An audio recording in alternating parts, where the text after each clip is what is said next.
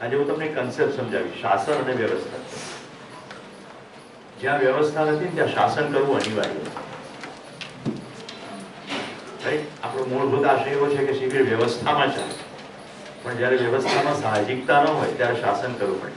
આજે મેં કર્યું એને શાસન કહેવાય, કારણ કે મારી સૂચના પ્રમાણે તમારે ખુરશી ગોઠવવી પડે. જ્યારે તમને એમ લાગે કે આમ બેસવું જોઈએ સ્વયંભૂ રીતે, ત્યારે એને વ્યવસ્થા કહેવાય. જ્યારે તમને એમ લાગે કે 8:30નો ક્લાસ છે અને બહુ સ્પષ્ટપણે કહેવાયું છે કે 8:20 થી 8:25માં જગ્યા લઈ લેવી, જેથી છેલ્લી જે 5 મિનિટ છે એ પોતાની જાત સાથે રહેવાય. કોઈ ગીત સાંભળાય તો એમાં ધ્યાન જાય. આવું થવાના અસંખ્ય કારણો છે મોડું આવવાના. મને કોઈના કારણો પ્રત્યે કોઈ દ્વેષ નથી, પણ મને એટલી બિલકુલ સ્પષ્ટતા છે કે આપણા જીવનની પ્રાથમિકતાઓની આપણને ખબર નથી, પ્રાયોરિટીઝ.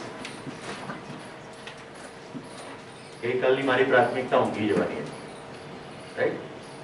અને આજ સવારની પ્રાથમિકતા નાસ્તો નહીં કરવાની છે, એટલે હું તમારી વચ્ચે છું. આપણી પ્રાયોરિટીઝ ખબર પડે તો મારા માટે નાસ્તો એ સેકન્ડ પ્રાયોરિટી છે, સમયસર ક્લાસ શરૂ થાય એ પહેલી પ્રાયોરિટી. મારે આખો દિવસ પરફોર્મ કરવાનું છે તો મારા શરીરને જેટલી આરામની આવશ્યકતા છે એટલી એ પ્રથમ પ્રાયોરિટી, પહેલી પ્રાયોરિટી. આ શિબિરમાં આવ્યો એટલે મારી પ્રાથમિકતા શું હોય પ્રાંશુ?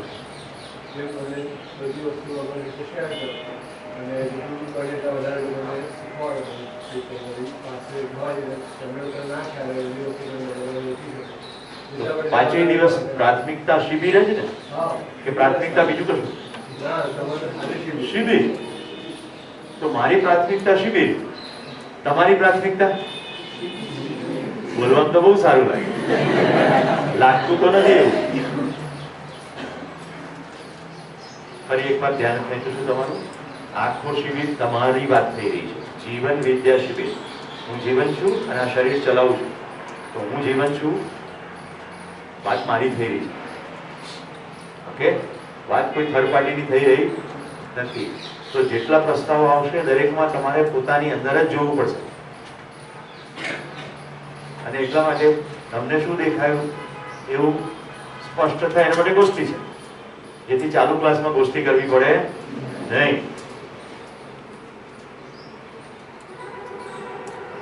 હવે જે ભાઈઓ વિલંબિત આવે છે, બહેનો આવે છે, એમને મેં ખાલી એટલું જ કહેવાનું છે, તમારી પ્રાથમિકતા નક્કી કરનાર, પ્રાયોરિટી. જો શિબિર તમારી પ્રાથમિકતા હશે તો સત્ર સમયસર ચાલુ થશે જ. શિબિર તમારી પ્રાથમિકતા હશે, બરાબર? નંબર 2, શિબિરમાં ઊંડું ઉતરવું, પોતાને સમજવું, એ પ્રાથમિકતા હશે તો કોઈ ઘૂસઘૂસ નહીં જ થાય અને ગોષ્ઠીમાં પૂરેપૂરો ભાગ લેવાશે. હવે આપણે સૌથી પહેલા ક્વિકલી તમારું ધ્યાન ક્યાં ગયું છે એનાથી શરૂ કરીએ. ધવલ, કહો, ગઈકાલે ક્યાં ધ્યાન ગયું છે? સર, ગઈકાલે મારું ધ્યાન જાણવા અને માનવા વચ્ચેના ડિફરન્સ ઉપર ગયું છે. હું શું જાણતો હતો અને હું શું માનતો હતો, એ બંને વચ્ચેનો મને મુખ્ય ડિફરન્સ ખબર પડી ગઈ? તો જિંદગીના જે મહત્વના નિર્ણયો છે એ માનીને લેવા જોઈએ કે જાણીને લેવા જોઈએ? એક સૂત્ર કહું છું જીવન વિદ્યાનું, माने हुए को जान लो,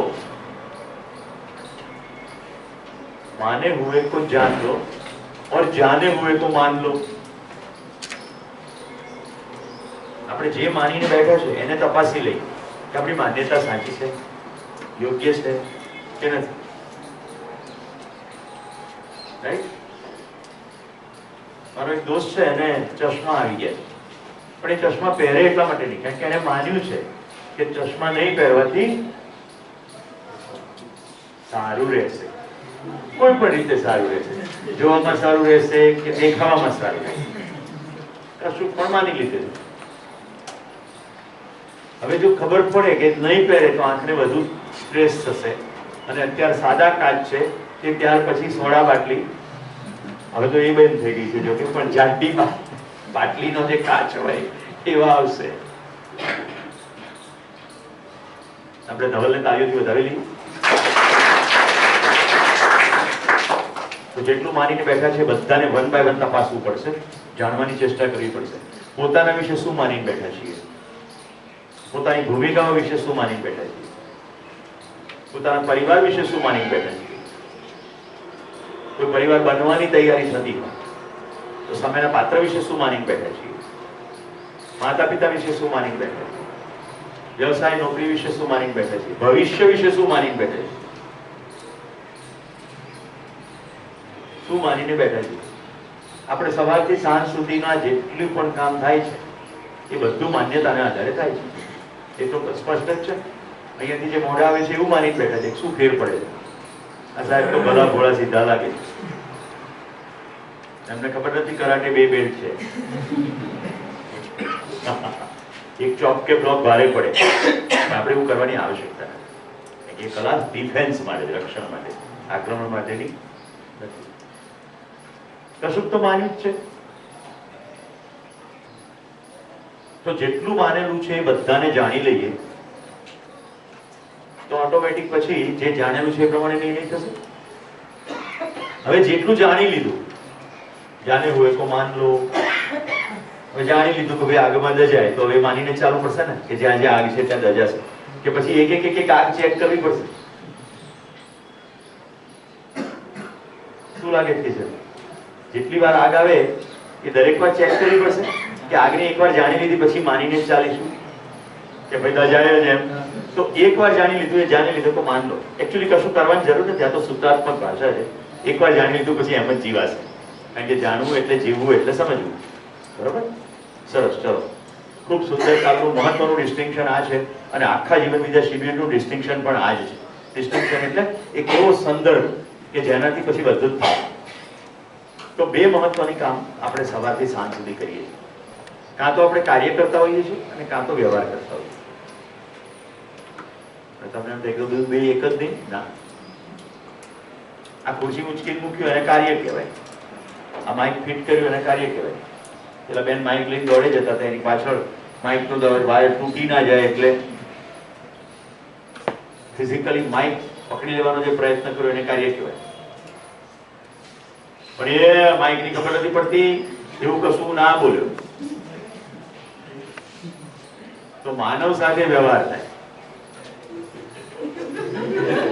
તમે કાલે જોયું હશે કે મને ગળામાં સહેજ ઇચિંગ થયું એટલે મેં એક લોજેન એટલે ટીકડી એલ્પેનલિબેની એક ગોળી ખાધી. પણ મારું તરત આની પર ધ્યાન ગયું, રાઈટ? એટલે મેં એને પહેલા આપી પછી મેં ખાધી. આગળ બેઠેલાનું થોડું ધ્યાન ગયું. એને વ્યવહાર કહેવાય. માણસ સાથે વ્યવહાર થાય. ઓકે? ખુરશી, માઇક, બોર્ડ, પ્રોજેક્ટર એના સાથે કાર્ય થાય. હું આ કશું ગોઠવવાની કોશિશ કરું છું અને ભાઈ મને મદદરૂપ થાય છે, એને વ્યવહાર કહેવાય. રાઈટ? આ જે સિસ્ટમ છે એમાં એવી વ્યવસ્થા છે કે હું બોલું ત્યારે અવાજ આવે અને લેપટોપમાંથી કશું આવે એનો અવાજ આવે, એની વચ્ચે એક સ્વિચ છે. એટલે જેવું કશું બતાવ્યું એને સ્વિચ પાડવાની. રાઈટ? એ વારંવાર આખો દિવસ સ્વિચ પાડ કરે છે. સ્વિચ પાડવી એ કાર્ય છે, પણ હું આમ કરીશ તો સુરેશભાઈને કામ કરવાની અનુકૂળતા થશે, એને વ્યવહાર. તો સવારથી સાંજ સુધી કાં તો કાર્ય કરીએ છીએ અને કાં તો વ્યવહાર કરીએ છીએ. માણસો સાથે વ્યવહાર કરીએ છીએ, બીજી બધી વસ્તુઓ સાથે કાર્ય કરીએ છીએ. આ બધું માનીને કરીએ છીએ કે જાણીને કરીએ? બસ આ મુખ્ય બિંદુ છે. સવારથી સાંજ સુધી જે પણ કરીએ છીએ તો માનીને કરીએ છીએ કે જાણીને? તમારા અમદાવાદના એક મિત્ર કે વિજયની દાબેલી બહુ પ્રખ્યાત છે. મને થયું એના કહેવા પ્રમાણે હું નહીં ખાઉં તો મારું જીવન નિષ્ફળ જશે. રાઈટ? શું છે? ઘણાને એવું હોય છે કે ભાઈ ખાડાના દાળવડા ખાધા નહીં તો પછી જીવવાનો અર્થ જ શું છે? તમે ખાધી તો સાવ સામાન્ય કક્ષાની કોઈ પણ ફરસાણ હોય એનાથી પણ નિમ્ન કક્ષાની હતી. પણ મને તરત જ મારું ધ્યાન ગયું કે બરાબર માન્યતા. એક બોલે, જો આ મારું ફેવરિટ સૂત્ર છે, એક બોલે, બીજો બિલકુલ વગર વિચારે તાળી પાડે અને પાછળ હજારો લોકો દોડવા.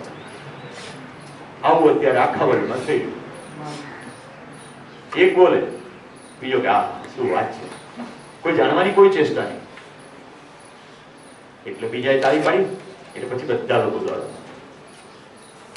થોડા વખત પહેલા આપણા દેશમાં ચાઇનીઝ બાપુ આવે, આટલા નાના બાપુ, આટલું નાનકડું કચોળું હોય. હવે તો ઘણાને કચોળું શબ્દ ન બોલાય. કચોળું કેટલા ખબર છે? કચોળું 1-2 જણ છે.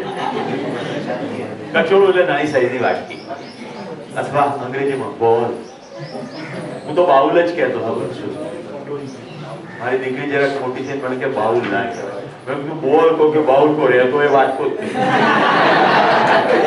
એમાં કંઈ ફેર પડે નહીં. તો નાનો બોલ એની અંદર થોડું પાણી નાખે અને આટલા આટલા બાંબુ, પછી થોડા મોટા થાય તો થોડાક વધારે. પછી આવ્યો કાચબો મોઢામાં પૈસા વાળો, પછી આવે લાફિંગ કૂદતા, પછી આવી પવન ઘંટડીઓ.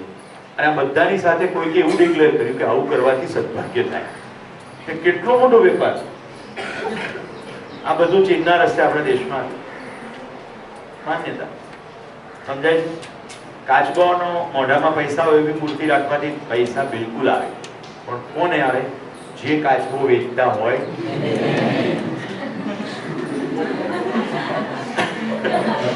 પેલા નંગ પહેરવાથી ફાયદો થાય જરૂર બે જણને, એક નંગ વેચવાવાળાને અને એક નંગને જડવાવાળાને. અને ક્યારેક કોઈ ફી લીધી હોય કે આ નંગ પહેરવાથી તમને ફાયદો થશે એવા સલાહકાર, આ ત્રણને ફાયદો થાય. તમને શું લાગે? હું આવો પ્રસ્તાવ મૂકું ત્યારે ઘણા મનમાં તરત બત્તી થાય, અરે સુરેશભાઈને શું ખબર પડે, અમારે મંગળનો ગ્રહ નડતો તો પહેર્યા પછી બધું બરાબર. તો તપાસ્યા વગર આપણે માનીને ચાલીએ છીએ. એક પણ ગ્રહ ના તો ઉપરથી કોઈ અવાજ કરે છે, ના તો દેખાય છે. કોઈ પૃથ્વીનો ગ્રહ પહેરાવે? કેળાની છાલ ઉપર પગ પડે, ગમે એટલા નંગ બધે ઠઠાડ્યા હોય ને તો લપસી દીધા પડો. પૃથ્વીનો ગ્રહ એનું કામ કરે જ કરે. એટલે પૃથ્વીનો ગ્રહ કોઈ પહેરાવતું નથી. પેલા દેખાતા નથી એની ભક્તિ હાલે જાય. રાઈટ? કારણ કે કઈ દેખાતું નથી, કોઈ બોલતું નથી, કશું નહીં, એટલે ચાલે. ચાલો સરસ. નેક્સ્ટ બીજું શેની પર ધ્યાન દો. આપણે લગભગ આવનારી 15 મિનિટ ખાલી રિકેપ કરી દઈએ અને તમને થોડા વધારાના ઇનપુટ આપીને હું સ્પષ્ટ કરવાની કોશિશ કરું છું કે કેટલું જિંદગીમાં સવારથી સાંજ સુધીનું નિર્ણાયક કામ આપણે માન્યતાઓ માટે કરીએ. યસ પ્રીતિબેન.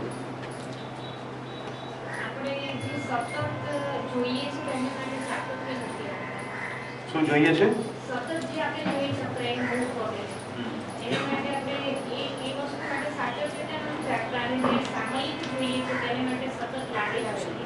Wonderful, wonderful. એમણે એવું કહ્યું કે શરીરની જે સુવિધાઓ છે જે સામયિક જોઈએ છે, સામયિક એટલે સમય સમયે જોઈએ છે.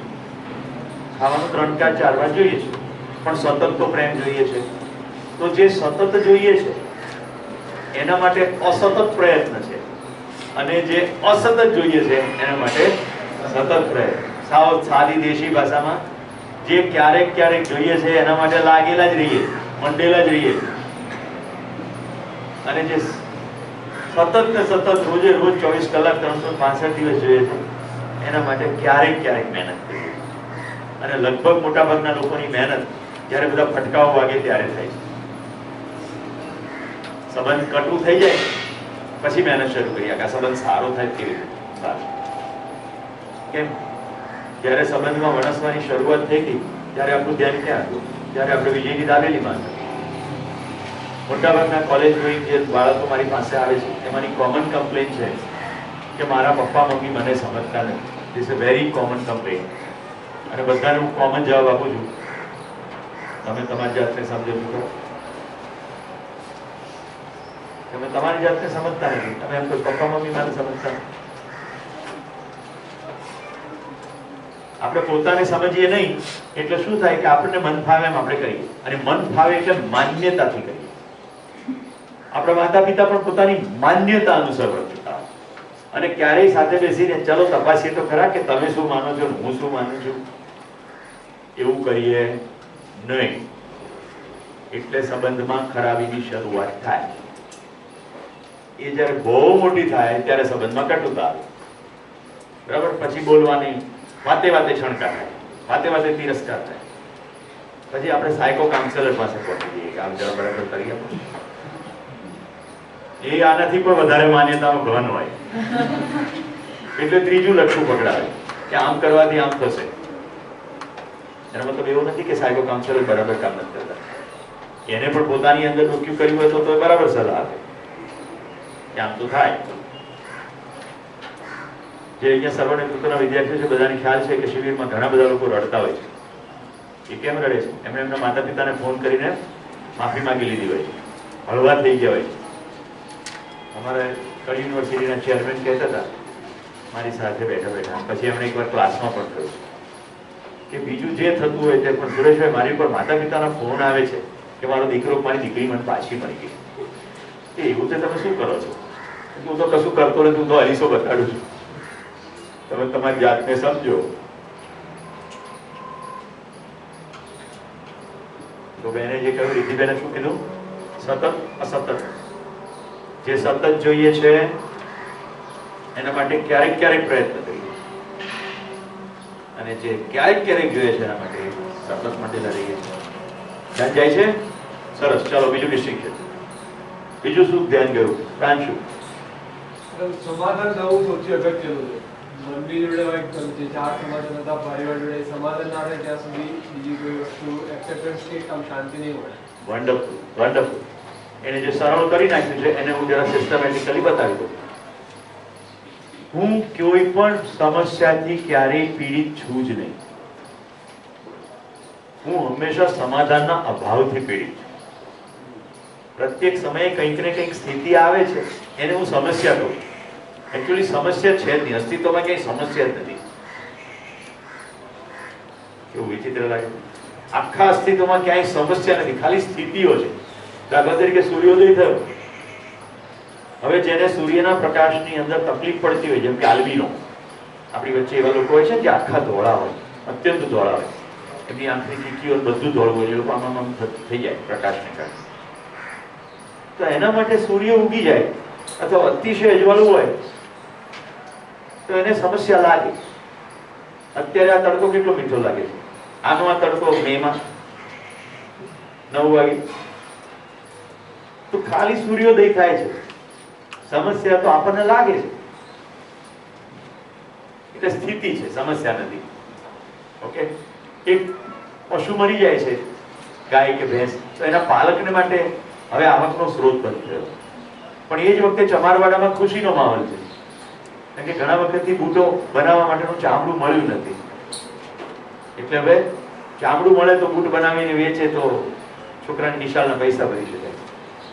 ધ્યાન રાખજો, કોઈ એક જગ્યાએ સમસ્યા લાગે છે, બીજી જગ્યાએ સમાધાન જેવું છે. અછત થાય અનાજની કે ફ્યુઅલની કે કોઈ પણ પ્રોડક્ટની, એટલે ઘણા બધાના માટે સમસ્યા છે, પણ જેને એનો સ્ટોર કરી રાખ્યો એના માટે. મને બરાબર યાદ છે, મહેસાણામાં બલોલનો જીવન વિદ્યા શિબિર ચાલતો, દિવાળીના દિવસો હતા, અને 8 નવેમ્બરે પરમ પૂજ્ય ધર્મ ધુરંધર ઘોષણા થઈ કે મારા હિતેચ્છુ ઘણા હોય ને, શિબિરમાં બેઠેલા હોય. 9મી નવેમ્બરે તો મારી ઉપર મેસેજનો થડકો થઈ ગયો. એવા લોકો જેને મને ક્યારેક ઘણા વર્ષો પહેલા સાંભળ્યો હોય, એવા લોકો મેસેજ કર્યા કે સુરેશભાઈ કોઈ નોટની તકલીફ હોય તો કહેજો, કોઈ વ્યવસ્થા કરવાની હોય. શિબિરાર્થીઓ ઘણા કે તમે તો એકદમ સ્વસ્થ છો, કેમ તો આપણે કોઈ સમસ્યા છે જ નહીં, સીધી લીટીનો વ્યવસાય છે, બધું જ સફેદ છે, કશું કાળું નાણું છે નહીં. જે થોડી કેશ ઘરમાં પડી છે એને ઉતાવળ નથી, રાઈટ? હવે જો કેવું થાય છે, અસ્તિત્વમાં નિયમ કેવો છે. આ નવેમ્બરની 8મી તારીખે થયું, 1 ઓક્ટોબરે દીકરીના લગ્ન લીધેલા. તો જ્યાં જ્યાં હું વહીવટ કરવા ગયો ત્યાં બધાને મેં કહ્યું કે મારે જે પેમેન્ટ તમને કરવાનું છે ચેકથી કરવાનું. ઓકે? તો બધા કે સર્વિસ ટેક્સ લાગશે તો લગાડો, જે લાગતો એ લગાડો, બધું આમ રેડી ટુ પે. છૂટમૂટ નાનકડી વસ્તુઓના કેશ પેમેન્ટ સિવાય બધું ચેકથી પેમેન્ટ થયું. તમારા એક મિત્ર છે, એ મિત્ર કે તમને ખબર નથી મેં દીકરી 2 પરણાવી છે, એટલે હાથ ઉપર લાખ રૂપિયા હોવા જોઈએ, ગમે ત્યારે કંઈ પણ જરૂર પડી જાય. તો લગભગ બધું પેમેન્ટ ચેકથી થયું, 20-25 હજાર રૂપિયા જેવું કેશથી પેમેન્ટ. બાકી જે કેશ પડી હતી એટલાનો વહીવટ હતો. તો મેં મારી જ બેંકમાંથી ઉપાડી હતી, તો મારી જ બેંકમાં નાખવા શું વાંધો? હું પ્રિફર્ડ કસ્ટમર છું, તો બેંક મેનેજરનો ફોન આવ્યો, કેશ હોય તો સાહેબ જમા કરાવી દો. પરંતુ બિલકુલ નિરાતે બધી લાઈનો પતી જાય ત્યાર પછી કોઈ ભીડમાં મારે સમય બગાડવાની તૈયારી છે નહીં. મારા ખાતામાંથી મેં ઉપાડ્યા છે તો હું મારા ખાતામાં નાખીશ. બધું ચેપ્ટર પૂરું થયું પછી નિરાતે પૈસા લઈ ગયા. આવું કેમ થયું? મારા માટે સમસ્યા હતી ખરી? જો આ કોઈ અંગત કેસનો આશય એ નથી કે કેશનો વહીવટ કેવી રીતે કરવો, આશય શું છે? એકને માટે સમસ્યા છે, બીજા માટે સમસ્યા નથી. એકચ્યુઅલી સમસ્યા છે જ નહીં, સ્થિતિ છે. એક સ્થિતિ છે જે કોઈને સમસ્યા લાગે. ક્લિયર? હવે પ્રાંશુ એવું કહ્યું કે ત્યાં સુધી સમાધાન નથી. તો આખું સમાધાન કેટલું છે? મને સમસ્યા ના હોય એટલે સમાધાન નથી, મારા પરિવારમાં પણ સમાધાન હોવું જોઈએ. મતલબ કે પરિવારની અંદર બધા પરસ્પર પ્રીતિથી રહેતા હોય, સંબંધપૂર્વક જીવતા હોય, વિશ્વાસપૂર્વક જીવતા હોય. સુરેશભાઈ પ્રજાપતિને એમ થવું જોઈએ કે મારી દીકરી હજી 10 વાગ્યા ઘરે નથી આવી તો ચોક્કસપણે કોઈ અગત્યના કામમાં રોકાઈ હશે. અને સૃજનને એમ થતું હોય કે સુરેશભાઈને કંઈ ફરક પડશે, કારણ કે એને મારી પર પૂર્ણ વિશ્વાસ છે, એ ચિંતિત નહીં જ હોય. રાઈટ સૃજન? મેં એના પિતા સાથે એની વાત કરી તો એ વિશ્વાસ કહેવાય, તો કોઈ જ વાંધો નથી. જો એને એમ થાય કે મારા પપ્પાને શું લાગશે તો એ તરત પેનિક થઈ જશે, ગમે તેમ કરીને એને ફોનથી સંપર્ક કરવો પડશે. બરાબર? અમલાબેન સર્જરી કરવાના છે, જસ્ટ ટેમ્પરરી કેસ ઇમેજિન કરો. અમારા 6ઠ્ઠો ધોરણમાંથી ત્યારથી મને ઓળખું. ઓકે, મારું ઓપરેશન એને કરવાનું. તો આટલા વર્ષોના અમોલા સાથેના સંબંધને કારણે મને જરા પણ ટેન્શન થશે ખરું? તમે કહો પણ એક કેવી ડોક્ટર છે તમને ખબર છે? બીજા ડોક્ટરની ક્યાં ખબર છે? કમસે કમ આ એક ડોક્ટરની તો ખબર છે કે જે મને પ્રેમ કરે છે, તેથી મારું અહિત નહીં કરે. આટલું તો નિશ્ચિત થઈ ગયું. તો જ્યાં વિશ્વાસ છે, જ્યાં સંબંધ છે, ત્યાં કોઈ સમસ્યા નથી. ધ્યાન જાય છે? તો પરિવારની અંદર પરસ્પર સંબંધ જોઈશે. આપણે સંબંધમાં જીવીએ છીએ ખરા, મારે એકદમ કટુતાથી કહેવું જોઈએ, આપણે મોટે ભાગે વાટકી વ્યવહારમાં જીવીએ છીએ.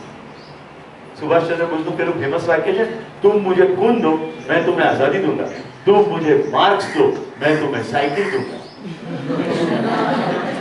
સાવ નાના છોકરા હોય તો માતા પિતા શું કહે? तुम मुझे मार्क्स दो मैं तुम्हें कंपास दूंगा. આવું ડાયલોગ ના મારે, કે તું માર્ક લાઈન બતાડ પછી કરતો.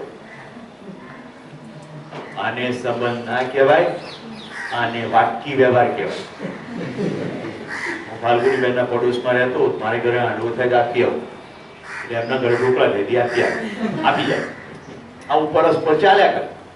આને વાટકી વ્યવહાર કહેવાય. પણ એમના ઘરેથી 10 વાર ઢોકળાની વાસ સુગંધ આવે અને મારે ઘરે એક પણ વાર ઢોકળાની પ્લેટ ના આવે, ત્યારે પણ મારા મનની અંદર ઢાઢોળું રહે, શાંતિ રહે. રાઈટ? કશો મનમાં એવો વિચાર જ ના આવે. તો સંબંધ અથવા પ્રેમ કહેવાય, નહીં તો ના કહેવાય. નહીં તો એમ થાય કે લે આ વખતે ના આપી, બીજી વાર પણ ના આપી, હવે તો આપતા જ નથી, હવે કઈ વાંધો નહીં, એમને વ્યવહાર નથી કરવો તો આપણે એ નથી કરવો. આજકાલ લગ્ન ગાળામાં એવું છે, ઘણા લોકો ડાયરી રાખે કે એમના ત્યાંથી કેટલા આયા હતા. છે આવું થાય છે લગ્નમાં, મેં જોયા જ છે લોકો. એમને ત્યાંથી જેટલા આવ્યો એટલા જ આપવાના. એટલે આ તમે 12 જણા પ્લેટ ચપાટી ગયા હતા 200 24 તો બિલ થાય. રાઈટ?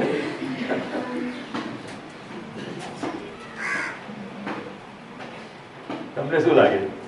જ્યારે એની જે ક્ષમતા હતી ત્યારે એની ભેટ આપી. હવે તમારી અત્યારે જે ક્ષમતા છે એ પ્રમાણે તમારે ભેટ આપવી જોઈએ. આપવી જ હોય તો હું એવું નથી કહેતો આપજો, પણ આપવાનું જ મન હોય તો ક્ષમતા પ્રમાણે હોય ને. એક માણસના ખિસ્સામાં 200 રૂપિયા છે, એ 200 રૂપિયાનું દાન કરી દે એના બીજાના પ્રસંગમાં. અને પછી જેને ત્યાં પ્રસંગ આવ્યો છે એ વખતે એ બિલિયનર હોય, એ વખતે એમ ડાયરી કાઢીને કે 200 આવ્યા તો 200 આપીએ. તો પરિવારમાં સમૃદ્ધિનો ભાવ. હવે મુદ્દો સમૃદ્ધિનો શું કામ છે? કારણ કે મોટા ભાગની સમસ્યાઓ પૈસામાંથી સોર્સ થઈ છે. આપણે એ બાબતમાં સ્પષ્ટતા હોવી જોઈએ કે પૈસામાંથી કેમ સોર્સ થઈ છે. કારણ કે સુવિધામાં સુખ છે, સુવિધા માટે પૈસા જોઈએ, એટલે ખૂબ પૈસા કમાવા, ખૂબ સુવિધાઓ એકઠી કરી, એટલે ખીટપીટ બધી પૈસાને કારણે. તો પરિવારમાં સમૃદ્ધિનો ભાવ જ્યાં સુધી ના આવે ત્યાં સુધી એકલાનું સમાધાન ચાલશે. તો પરિવારમાં સમાધાન એટલે પરિવારમાં સમૃદ્ધિનો ભાવ, એટલે આવશ્યકતાથી અધિક હોવાનો ભાવ. ક્લિયર? પછી ત્રીજું સમાધાન. સમાજમાં આવા પરિવારો જ્યાં સુધી ના હોય ત્યાં સુધી સુરક્ષા પ્રવર્તે પ્રત્યેક પરિવાર આવો ના હોય. ઉમાશંકર જોશીની એક સુંદર પંક્તિ છે, ભૂખ્યા જનોનો જઠરાગ્નિ જાગશે, ભૂખ્યા જનોનો જઠરાગ્નિ જાગશે તો મહેલોની ભસ્મ કણી પણ નહીં લાગે. આખો નાખો મહેલ ભસ્મ થઈ જાય પછી એનું એક રાખું કતરું પણ નહીં મળે જો ભૂખ્યા માણસો જાગશે. આખી જેને આપણે વ્યવસ્થા કહીએ છીએ વ્યવસ્થા છે જ નહીં, શોષણની પરંપરા છે. હજી એ લોકો ઘણા ભલા છે. પીડિતો આદિવાસીઓ, કાલે જે તમે નૃત્ય જોયું, જેના બાવડામાં બળ છે એ જો હાથમાં કોષ ને બાવડા ઉપાડી લેશે તો બાકીના લોકોનું જીવવું મુશ્કેલ થઈ જશે. તો આપણે જેમ કહ્યું, સંબંધ વણસી જાય પછી જાગવાનું કે સંબંધ ના વણસે ત્યારથી જાગવાનું? ખ્યાલ આવે છે? સંબંધ વણસી જાય પછી જાગવાનું કે વણસે તે પહેલા જાગવાનું?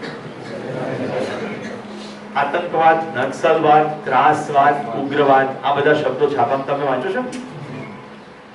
એમાં બીજાને ભય પમાડવો એનું નામ આતંકવાદ, પોતાની માંગણી ઉગ્રતાપૂર્વક રજૂ કરવી એનું નામ ઉગ્રવાદ, કોઈ ખાસ ક્ષેત્રની અંદર કોઈ ખાસ માંગણીઓ સાથે કોઈ એક ખાસ જૂથ સંકળાઈને કામ કરે, નક્સલાઇટ્સ એટલે નક્સલવાદ. બરાબર? સામેવાળાને ભય પમાડો કે ત્રાસ પમાડો એ ત્રાસવાદી કે આતંકવાદ. મૂળ તો બધે વાત તો ભૂખની છે. એવી સમજણ પડે કે મારી જરૂરિયાત મારા શરીરની જરૂરિયાત અલગ છે, રાઈટ? તો આ પ્રશ્નનો હલ થાય. ઓકે, તો 3 લેવલ જોયા સમાધાનના 5. સ્વયંમાં સમાધાન, પરિવારમાં સમૃદ્ધિનો ભાવ, સમાજમાં સુરક્ષા. અને ચોથું કયું અમલા? પ્રકૃતિમાં સંતુલન. હવે પ્રકૃતિમાં સંતુલન કેવી રીતે આવે? તો આવી રીતે જીવતા પરિવારો અને આત્મ સુરક્ષિત સમાજ ભેગો મળીને કેટલો જાદુ કરી શકે. એવી ખબર પડી જાય કે વૃક્ષો કપાય નહીં એટલે કાપવાના બંધ થાય, પછી એવી ખબર પડી જાય કે વાવવા જોઈએ. તો આટલા બધા સમૃદ્ધ પરિવારો હોય તો બધા કામ કરે તો પ્રકૃતિમાં સંતુલન સ્થપાય કે નહીં? હવે કનેક્શન દેખાય છે? આપણે કરવાના કામનું ટોટલ કામ સાથે કનેક્શન દેખાય છે? આપણને થાય બધું બરાબર જ છે, એવું બધું બરાબર નથી. એક બીજી વાત જે મેં ગઈકાલ નથી કરી, આપણામાંના પ્રત્યેક સાથે જોડાયેલા છીએ. આમ ફિઝિકલી નથી હાથથી અડેલા, પણ બધા જોડાયેલા છીએ. આપણે કંઈ પણ કરીએ એની આખા કોસ્મિક સિસ્ટમ ઉપર અસર પડે. કંઈ પણ કરીએ.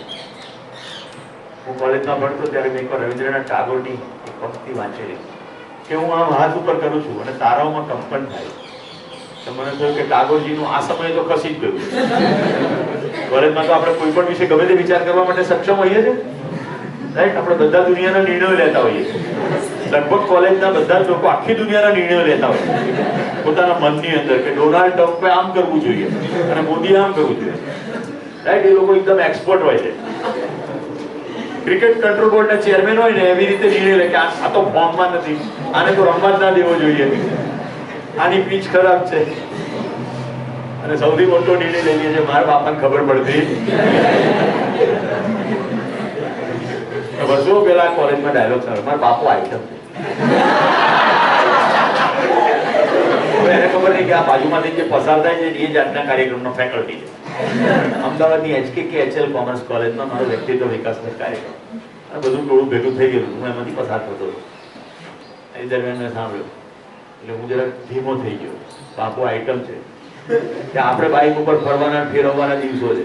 હવે એ આખો દાડો બાઇક તો ઓફિસમાં પાર્ક કરીને પડી રાખે અને અહીંયા મને સાયકલ લઈને મોકલે. હવે સમજાય છે ને? ફરવાના ફેરવવાના દિવસો.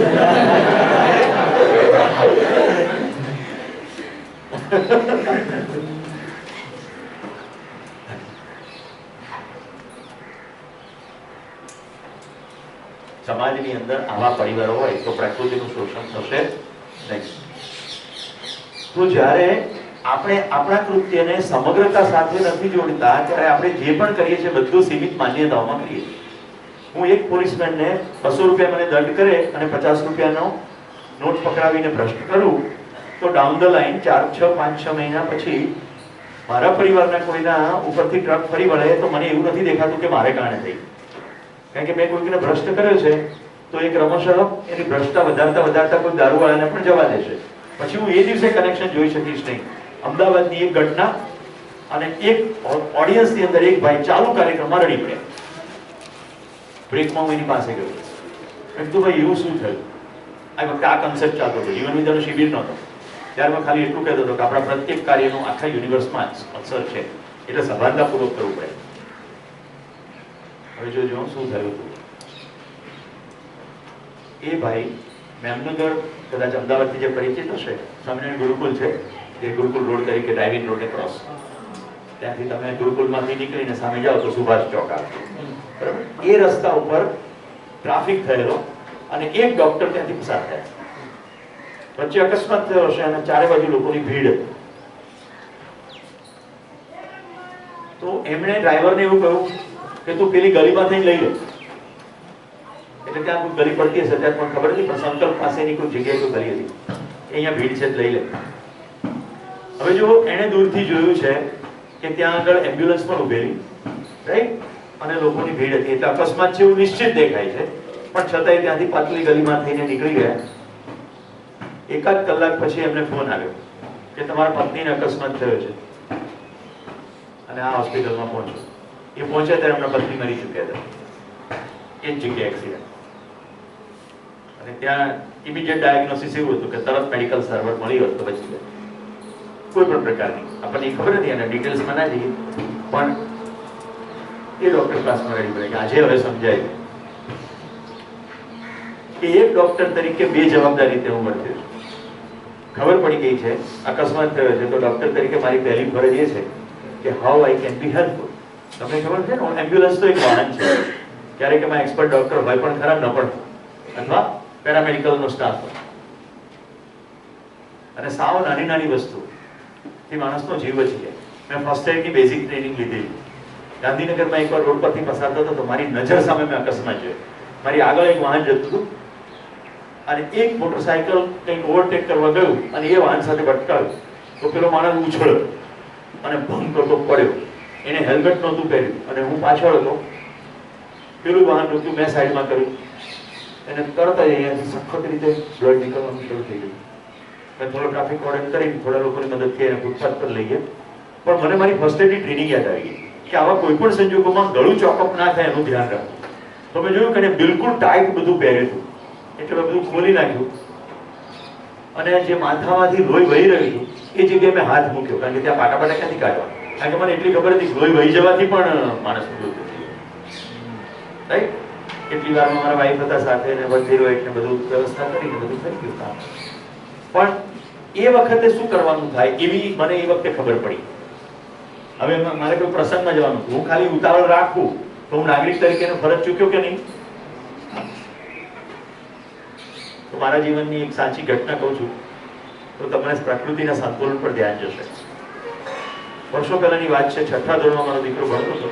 હું એ દિવસોમાં હિમાચલ પ્રદેશમાં ટ્રેનિંગ કરવા ગયો હતો.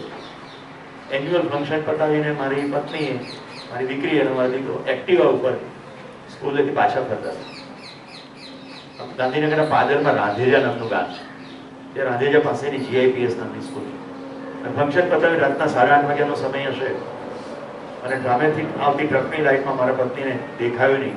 રોડની સહેજ સાઈડમાં લેવા ગઈ તો રોડ નવા બન્યા હોય તો હજી સાઈડનો ભાગ સરખો થયો ને એટલે ખાડા જેવું થાય, એટલે ઊંચાઈને કારણે તો એ પડી ગઈ. પડતાની સાથે માથું ભટકાવાથી ઓન ધ સ્પોટ બેહોશ થઈ ગઈ.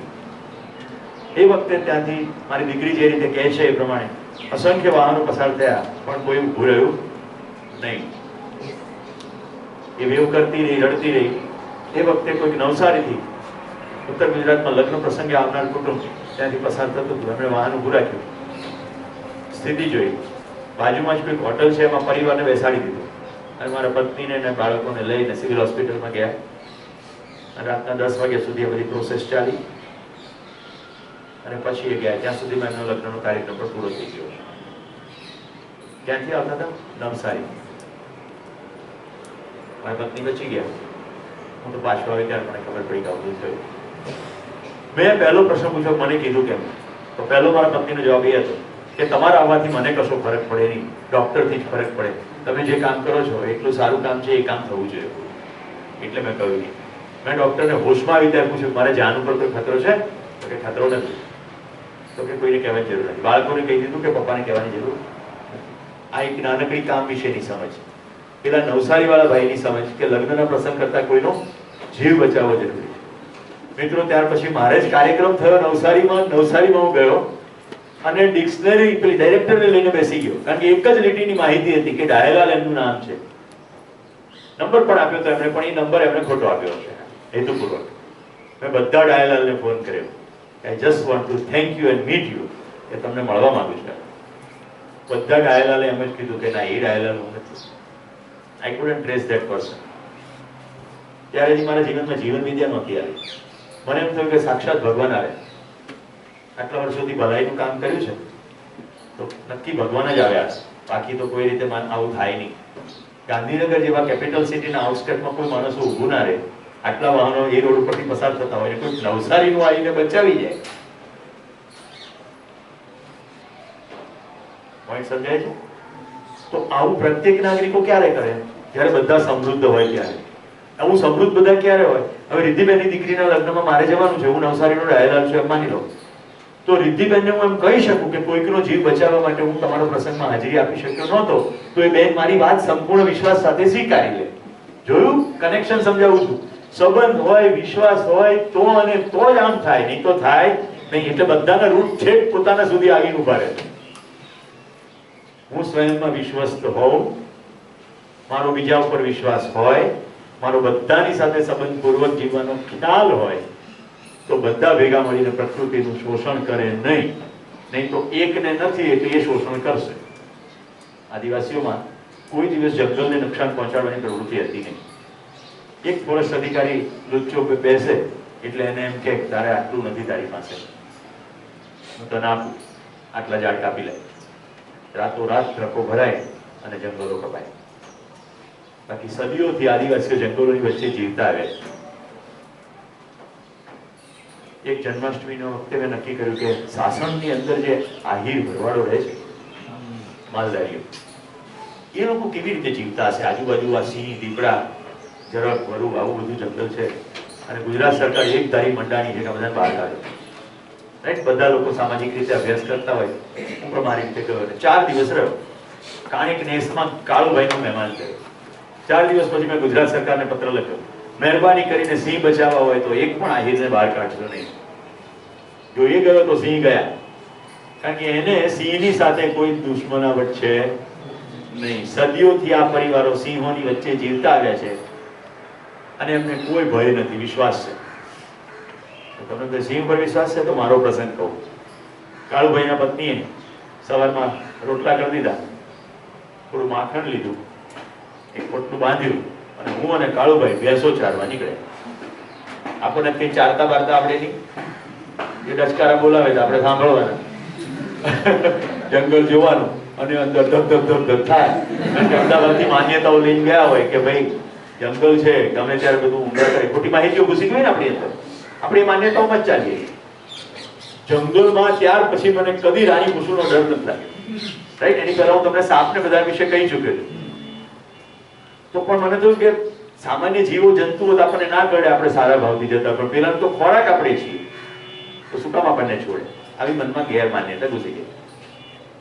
બપોરનો સમય થયો એટલે અમે એક નિશ્ચિત ઝાડ પાસે આવીને ઉભા રહ્યા. એમણે કીધું કે હું શાક બનાવી નાખું.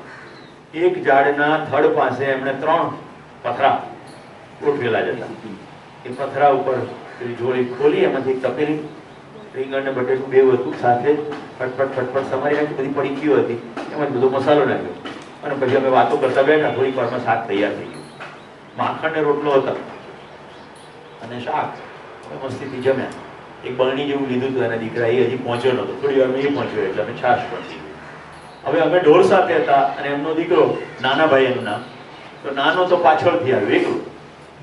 એટલે પહેલા તો મને થયું કે યાર ગજબ કામકાજ છે, આ લોકો તો કોઈ ડરતા જ નથી.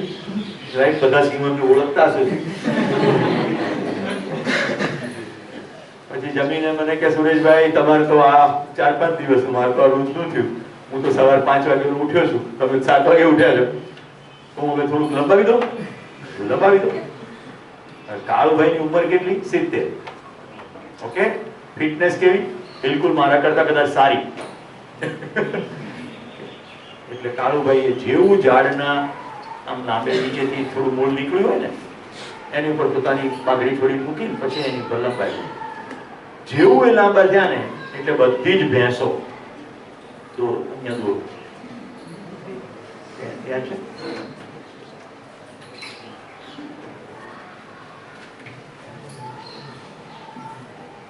આ ઝાડનું થડ આ કાળુભાઈ લાંબા થયા.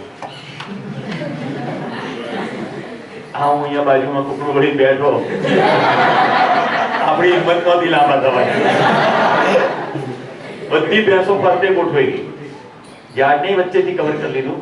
બધાના શીંગડા બહારની તરફ, આ બોડી એના પૂંછડું અંદરની તરફ. બહુ સારો ચિત્રકાર નથી, આવી રીતે ગોઠવી ગઈ. આરામથી લગભગ 3 કલાક જેવું ગયા અને મેં 3 કલાક સુધી આમાં ડાપોડ્યા, વચ્ચે વચ્ચે ઊભો પણ થયો. આજની ઘડી કાલનો દિવસ, એ દિવસ પત્યા પછી મને સાસણના જંગલમાં ત્યારે સિંહની બીક લાગી. ઘણી બધી વાર હું ગયો, ફોરેસ્ટના ઓફિસરોએ કીધું કે હવે સમય થઈ ગયો છે, અંધારું થઈ ગયું છે, સિંહ દીપડા મળી શકે, તમને હિંમત હોય જતા રહો. જતો બિલકુલ ખબર પડી ગઈ શું છે. આ ભેંસોને કેવી રીતે ખબર પડી ગઈ કે કાળુભાઈ હવે સૂઈ ગયા? કાળુભાઈ કેમ નિશ્ચિત છે? તો હવે આપણે નવા કન્સેપ્ટમાં પ્રવેશીએ છીએ. આ વાત સાથે તમને પ્રકૃતિના સંતુલનની પણ ખબર પડી હશે કે કોઈ સિંહને મારી નાખવાની જરૂર નથી, કોઈ સિંહને બગાડવાની પણ જરૂર નથી. મેં કાળુભાઈ પ્રશ્ન પૂછ્યો કે આ મારણ કરે છે, તમારી ભેંસ ખાઈ જાય, તો કે આપણે બધા ખાવાને માટે પૃથ્વીમાં કેટલું બધું ખોદકામ કરીએ છીએ, ખેડી નાખીએ છીએ ને, અને પછી દાણા ખાઈએ જ છીએ ને. તો ભેંસ એનો ખોરાક છે, તો એકાદ ખાઈ જાય તો ખાઈ જાય, એનો ખોરાક છે તો ખાય. આપણે 2-5 ભેંસને બદલે આપણે 100 ભેંસો પાળી છે. આપણે દૂધ લઈએ છીએ, માખણ બનાવીએ છીએ, ઘી વેચીએ છીએ અને એ પ્રમાણે આપણી સગવડો સાચવીએ. તો સિંહ છે એનો ખોરાક છે, ખાય, એમાં શું અફસોસ કરવો? એટલે એમને બિલકુલ ક્લેરિટી હતી. હવે આપણે નેક્સ્ટ સ્ટેપમાં જઈએ છીએ. તમે મને કહો કે ભેંસનું આચરણ નિશ્ચિત છે કે અનિશ્ચિત છે? તમારી સામેથી ભેંસ આવતી હોય, ગાય આવતી હોય, કૂતરો આવતો હોય, ઘોડો આવતો હોય, તો એનું આચરણ નિશ્ચિત છે કે અનિશ્ચિત છે? નિશ્ચિત છે. આ છતનું આચરણ નિશ્ચિત છે કે અનિશ્ચિત છે? આ તમે નિરાતે એટલા બેઠા છો, તમને ખબર છે કે એને મૂડ નહીં બદલી જાય કે આ જિંદા રેના ને જીનાની વાત કરી તો હવે કઈ જીવા જેવું છે નહીં, પડો હેઠા. આચરણ નિશ્ચિત છે કે અનિશ્ચિત? ઓકે, ખુરશીનું આચરણ નિશ્ચિત કે અનિશ્ચિત? ખુરશી સ્થિર છે તો સ્થિર જ રહેશે ને, કે પછી એમ થાય કે આને તો બહુ બેસવા દીધું, હવે પાડો, એવું થશે? ખુરશીનું આચરણ નિશ્ચિત. સંસારના તમામ પદાર્થોનું આચરણ નિશ્ચિત છે. હીરો હીરો જ છે, કોલસો કોલસો જ છે, લોખંડ લોખંડ જ છે. બદલાઈ જાય છે ખરું? નહીં. પછી વનસ્પતિ લઈએ. લીમડા ઉપર કેરી આવે ખરી? અને આંબા ઉપર લીંબોડી થાય? આચરણ નિશ્ચિત કે અનિશ્ચિત? પ્રત્યેક વનસ્પતિનું આચરણ નિશ્ચિત.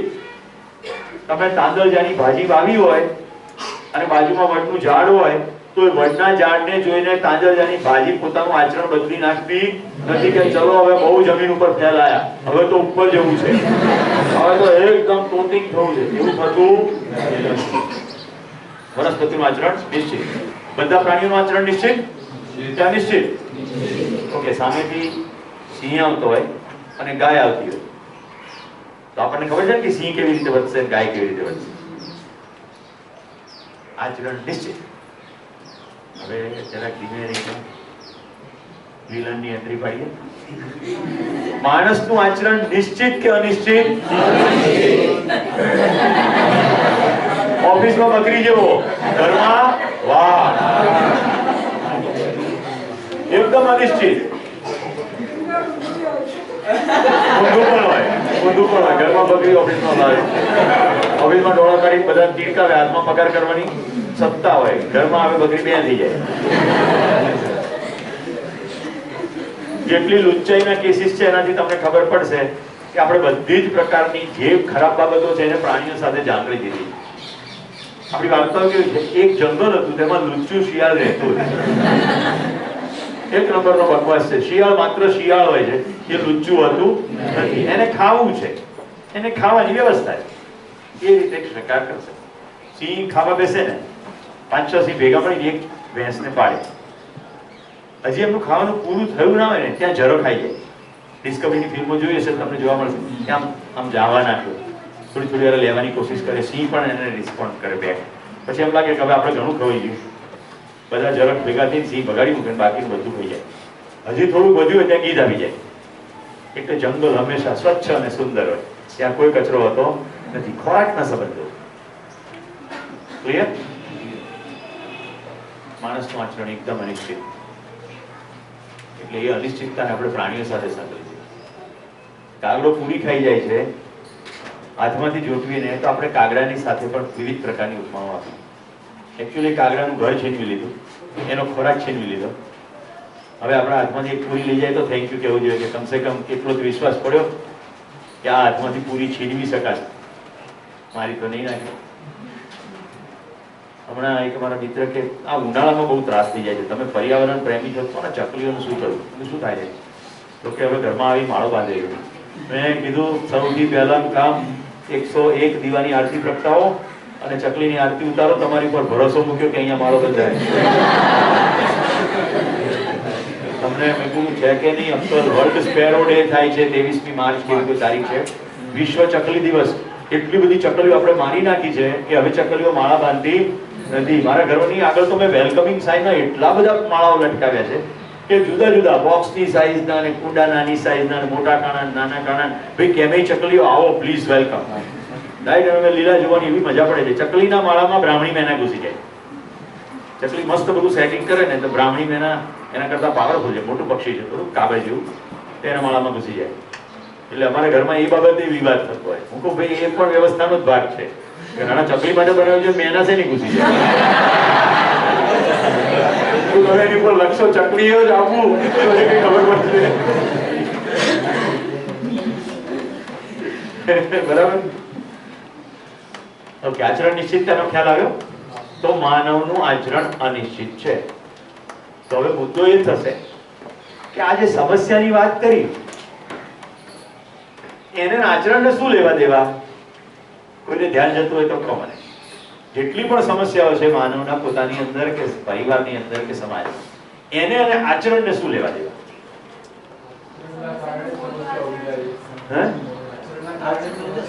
વન્ડરફુલ. પ્રાંશુ માટે તાળીઓ થઈ જાય.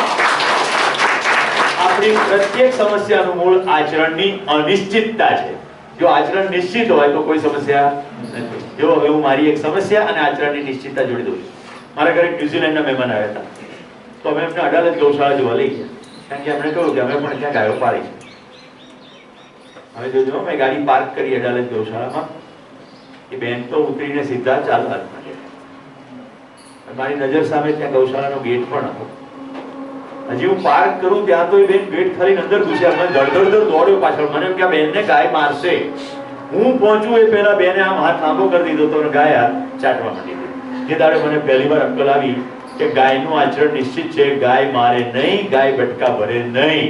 એમાં પાલતુ ગાયોનો તો મારવાનો પ્રશ્ન જ નથી, કારણ કે રોજ માણસો સાથે સંપર્કમાં હોય. આચરણ નિશ્ચિત છે. ત્યારથી મારો ગાય માટેનો સંપૂર્ણ ભય જતો રહ્યો. ત્યાર પછી મેં અસંખ્ય ગૌશાળામાં ગયો છું. ગાયની વચ્ચે આરામથી જઈ શકાય. હા, તમને એટલી ખબર હોય, ગાય કોઈ રીતે છછેડાયેલી નથી, ભૂખી નથી, તરસી નથી, કોઈ માણસે એને પીડા નથી આપી. અધરવાઇઝ એનું આચરણ નિશ્ચિત.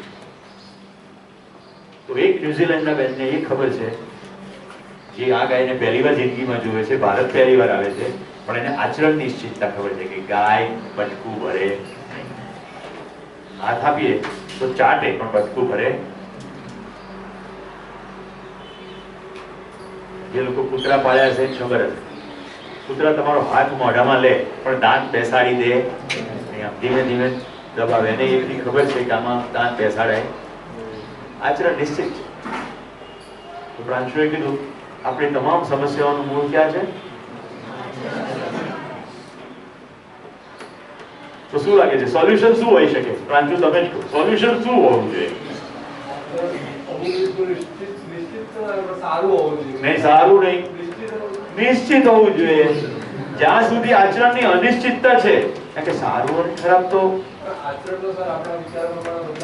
એટલે એ પછી કેવી રીતે બદલાઈ વાત પછી છે, પણ સમસ્યાનું સમાધાન શેમાં છે? આપણે આપણા શિબિરની જ વાત કરીએ. આપણા બધાનું આચરણ કેટલું બધું અનિશ્ચિત. ગમે તે શિબિરમાં આવીએ, અનિલભાઈ ભલે ગમે એટલી મહેનત કરી બધી વ્યવસ્થા કરી હોય, અનિશ્ચિત. ગમે ત્યારે શિબિરમાં આવીએ, ગમે ત્યારે ગમે તે વસ્તુ બોલીએ, એકદમ અનિશ્ચિત. એટલે સવારમાં 5-7-10 મિનિટ ખૂટી એમાં કહેવામાં જાય. ખ્યાલ આવે છે? જે લોકો ગઈકાલે રાત્રે ઘૂસપૂસ કરતા હતા અને દિવસ દરમિયાન આજે પણ મોડા આવે છે, એ લોકો તમારું ધ્યાન જાય છે કે તમે સમસ્યાનું મૂળ છો. કમસે કમ આ શિબિર પૂરતા તો છો જ. અને હવે એવું નહીં કરું. એટલે જયારે કોઈ એમ કહે ને કે આ તો સાવ જંગલી જેવો છે, તો મને થાય હાસ, એકાદ પાસે તો નિશ્ચિતતાની વાત થઈ રહી છે. જંગલમાં આચરણ નિશ્ચિત છે. ક્યારેય પોતાની જાતને કોઈકને ગાળમાં પશુ સાથે ના સરખાવવું. પશુ એ સ્થિતિમાં તો સંપૂર્ણ આપણી કરતા વધારે સારી સ્થિતિમાં,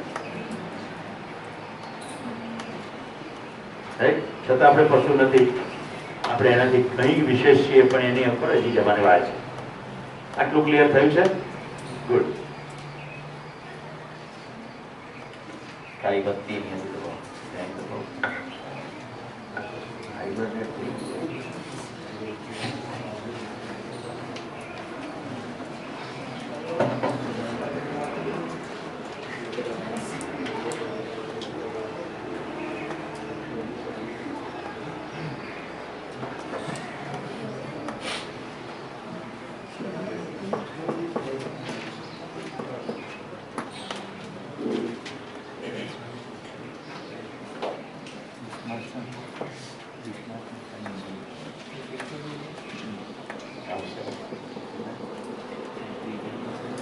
ઓકે. જીવતા રહેવું જીવવું બે એક નથી, સ્પષ્ટ થઈ ગયું. હવે જો આ ગઈકાલનું જે સ્પષ્ટ થયું હોય તો જીવતા રહેવું એમાં શરીર ચલાવવાની વાત છે, શરીર ચલાવવા માટે સુવિધાઓની વાત છે, અને સુવિધાઓ અમર્યાદ રીતે ભેગી કરવાની વાત છે. આ છે અહીંયા સોર્સ આચરણની અનિશ્ચિતતા. કારણ કે કોને કેટલી સુવિધા ક્યારે જોઈ છે એ બાબત પર કોઈ સ્પષ્ટતા છે નહીં. એટલે વિવિધ રીતે લોકો વિવિધ પ્રકારના અનિશ્ચિત આચરણો કરીને સુવિધા ભેગી કરવાની કોશિશ કરે છે. એટલે જેને જેવું જે મળ્યું તે, જેટલું મળ્યું તે, જેટલું ઉસેટી લેવાય એટલું ઉસેટી લો. અત્યંત સંપન્ન લોકોને અંધારપટના દિવસો દરમિયાન દુકાનોમાંથી અફરાતફરી કરતા જોવામાં આવ્યા છે. એ અમેરિકા હોય કે ભારત હોય, જ્યારે લૂંટફાટ માટે મચે છે ત્યારે જેના ઘરમાં ઓલરેડી મબલક છે એ અત્યંત બીજી વસ્તુ લૂંટતા જોવા મળે. અમેરિકાની અંદર સર્વે થયા છે, દુકાનોમાં જે ઉઠાંતરી કરે એમાંથી આખો એક પ્રશ્ન સામે આવ્યો. અત્યંત ધનાઢ્ય લોકો છે, એને દુકાનમાંથી ઉઠાવવાની શું જરૂર છે? ચોરી કરવાની માનસિકતા કેમ છે? તો ઘણું બધું છે, પણ હજી પૂરતું નથી. કારણ કે વધુ મોહનથાળ ખાશો તો વધુ સુખ મળશે, તમારી તરસ ભીજાઈ જશે, એ ભ્રમ ચાલી ગયો. તો આચરણની અનિશ્ચિતતા આ સુવિધા પાછળની દોડને કારણે છે. માનવું અને જાણવું બે એક નથી. તો આપણે માનીએ છીએ કે સુવિધામાં સુખ છે એટલે આચરણની અનિશ્ચિતતા છે. કેમ કે વધુ વધુ સુવિધા, ગઈકાલ સાથે કનેક્ટ કરું છું, પૈસા અને સુખ બે સમાન નથી. ગઈકાલે બ્રેકમાં જે મુદ્દો આવ્યો તો ફરી આજે યાદ કરવા છું. એર કન્ડિશન, ભાવતા ભોજન, અમુક પ્રકારના ગમતા કપડા, આ બધાથી અચ્છા લગ્ન અચ્છા હોના નહીં. અચ્છા લગ્ન અને અચ્છા હોના સેમ નહીં. તો પૈસાથી અચ્છા લગ્ન થાય, ગરમીમાંથી એસીમાં આવો તો અચ્છા લગે, ક્લિયર, એમાં કોઈ વાંધો નથી. પણ એસી માંથી જો સીએફસી ગેસ લીક થઈ જાય તો ઓઝોનમાં ગાબડું પડે. એટલે અચ્છા લગે, અચ્છા હો ऐसा જરૂરી નહીં. જેટલા લોકો કલરફુલ કપડા પહેરે છે, રાઈટ, જેમ કે મેં પણ આ રંગીન કપડા પહેર્યા છે, તો જે પણ રંગ કરીએ છીએ એનો સોર્સ રંગનો શું છે? સૌથી મહત્વનું ખાદી પહેરવાની પાછળનો એક અગત્યનો સિદ્ધાંત એ છે કે પ્રાકૃતિક રંગોમાંથી અથવા પ્રકૃતિને હાનિ ન પહોંચાડે એવા મિશ્રણો તૈયાર કરવામાંથી અને હાથ વણાટથી ખાદી બને છે. માનવીય શ્રમ છે. તો કોઈ શ્રમપૂર્વક જીવે છે, જ્યારે તમે ખાદી ખરીદો છો ત્યારે તમે એના ઘરની અંદર ચૂલો પેટાવવામાં ઉપયોગી થાવ. યંત્ર દ્વારા કપડા બને છે ત્યારે એક માણસ અસંખ્ય લોકો માટેના કપડા બનાવી નાખે. એટલે અસંખ્ય લોકોનો શ્રમ છીનવાઈ જાય છે અને સમાજમાં ડિસ્પેરિટી ઊભી થાય છે. કારણ કે ખાલી આમ કરતવીઓ પડી જાય. હવે કપડામાં કરતવી પડે એ જોવાનું કે આખી પૃથ્વી પર કરતવી પડી જાય છે એ જોવાનું. રાઈટ? તો પૈસા અને સુખ બેવ સમાન નથી. સુખ સમાધાનપૂર્વક છે, પૈસાથી સુવિધાઓ આવે છે, સુવિધા શરીર માટે છે, એનો નકાર નથી. હવે આ અગત્યની વસ્તુ છે, માણસ અને પશુ સમાન. બરોબર? ચાલો આની પર તો શું ડિફરન્સ છે? ગઈકાલે એક સ્લાઇડ બતાવી હતી મેં. માણસ અને પશુમાં ડિફરન્સ શું છે? નિર્જા. માણસ વિચારે છે મારે ત્યાં ગાય 10 વાગે આવી જાય છે રોજ છે, એટલે એનો મતલબ એ થયો કે વિચારે છે કે અહીંયા 10 વાગે રોટલી મળે છે. વિચાર તો છે. કૂતરા બધું આપીએ ખાવાનું તો દાટી દે થોડું અને પાછું ખાડું ખોલીને દાટીનું કાઢીને ખાય. મતલબ કે વિચાર તો છે. યસ કાજલ?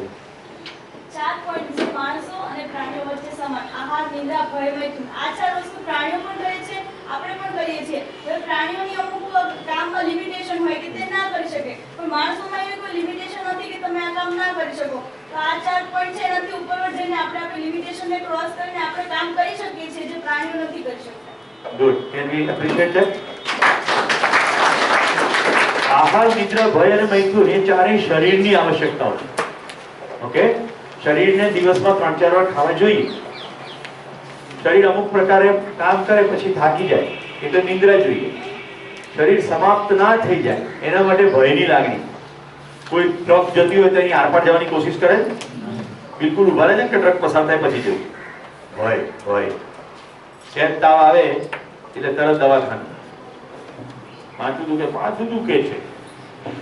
શરીરમાં સેજ પણ ટકા થાય એટલે તરત જ ભય ચાલુ થઈ જાય. આયુર્વેદમાં એક શબ્દ છે યૌવન પીટિકા. ખબર છે? ભણે છે. આચરણ અનિશ્ચિત છે ડોક્ટર, કારણ કે તેઓ એલોપેથ ડોક્ટર છે. યૌવન પીટિકા. યૌવન ખબર પડે છે? યૌવન પીટિકા એટલે ખીલ.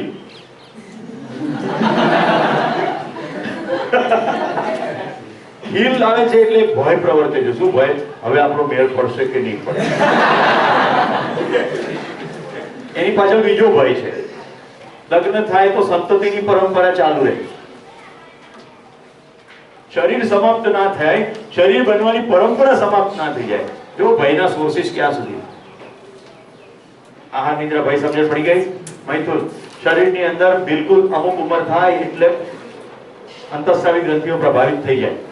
એક પુરુષ શરીરને સ્ત્રી શરીર પ્રત્યે આકર્ષણ પણ થાય અને પ્રજા ઉત્પન્ન કરવા માટે જે પણ કામ, સેક્સ, ઇન્ટરકોર્સ, જે બધી શબ્દો પ્રયોજાય છે, આ બધી ક્રિયાઓ થાય. એ શરીરની જરૂરિયાત છે. પણ આપણે શરીર નથી એવી જો ખબર પડે તો શરીરની તમામ જરૂરિયાતોમાં બોન્ડેડ રહેવાના બદલે એમાંથી બહાર નીકળી જાય. એટલે ખોરાક સામે હોય, ભૂખ લાગી હોય, પણ આપણે કહી શકીએ નથી ખાવું. અમારે કિંજલ રીસાઈને કે નથી ખાવું. અને ઘણા હોય આજ તો મારે ઉપવાસ છે. આ લોકો પોતાનો ભોજનનો ત્યાગ કરીને જે તે કહેવાતા ભગવાનની ઉપર ઉપકાર કરે. જોયું? તારે કારણે આજે મેં ભૂખી રહ્યો. ઉપર કદાચ કોઈ હોય તો વસ્તુ તારા માટે બનાવ્યું, અલ્યા ડોબા ખા.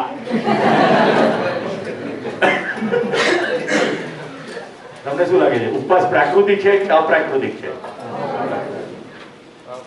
તમને શરીરમાંથી સિગ્નલ આવે કે નથી ખાવું અને ન ખાવું, ભૂખ નથી લાગી અને ન ખાવું, ત્યાં સુધી પ્રાકૃતિક. આપણે તો પ્લેટ વાળો કાલનો પ્રસંગ ખબર છે? જયારે એમ થાય હવે નહીં જાય ત્યાર પછી આઈસ્ક્રીમ લઈએ.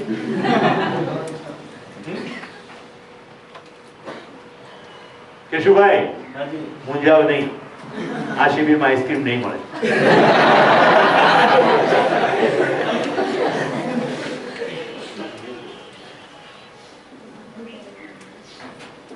કેટલાનું એવું ધ્યાન ગયું છે કે સાવ નાનકડી દીકરી અહીંયા બેઠી છે શિબિરમાં અને એનું આચરણ નિશ્ચિત દેખાય છે, કારણ કે હજી સપાટી સાફ છે, કચરો ગયો નથી. એના માતા પિતા બેને અભિનંદન આપું છું.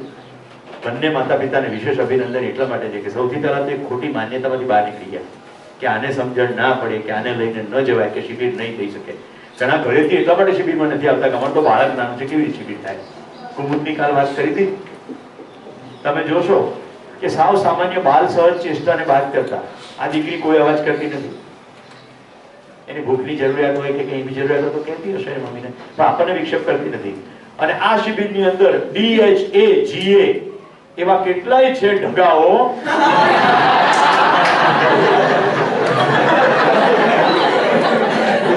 જેઓને ખબર છે કે બોલવાથી ખાવાનું નહીં મળે, છતાં પણ તેઓ કસમયે બોલે છે. તમામ ઢગાઓની નજરો હવે નીચે ઢળી ગઈ હશે, આપણે એની તરફ જોવાની જરૂર. એનો મતલબ એવો નથી કે ઢગીઓની વાત નથી.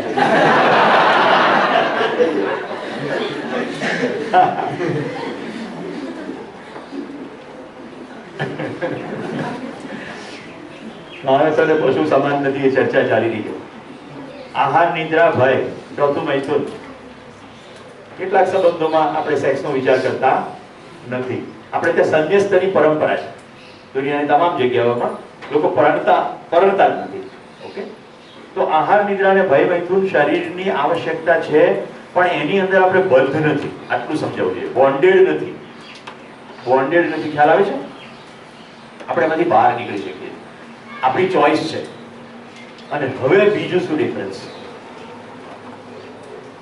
સર, મનુષ્ય આપણે લાગણી ધરાવે છે, જ્યારે કે પ્રાણીઓ લાગણી નથી ધરાવતા. એ પણ ધરાવે છે. કુરકુરિયાને બધી કુતરીઓ આરામથી ચાટતી હોય છે. યસ,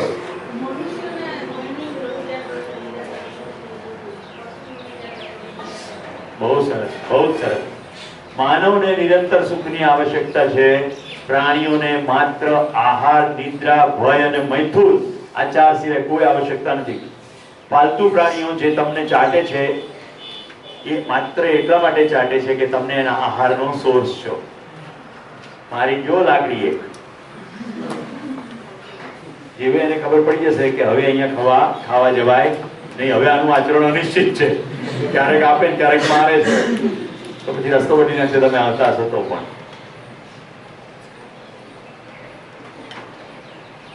ધ્યાન જાય છે?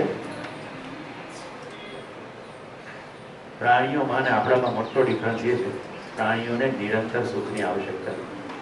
આપણને નિરંતર સુખ જોઈએ. મને એમ ના પૂછતા નિરંતર સુખ એટલે કહ્યું, કાલે આપણે કામ કરી ગયા છીએ ને એની પર.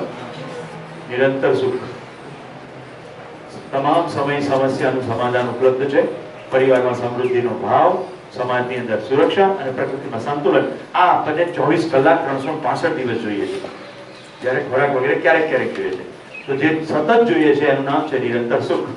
પ્રાણીઓમાં નિરંતર સુખની કોઈ જ અપેક્ષા જોવા મળતી. જો જે છે એની વાત થઈ રહી છે.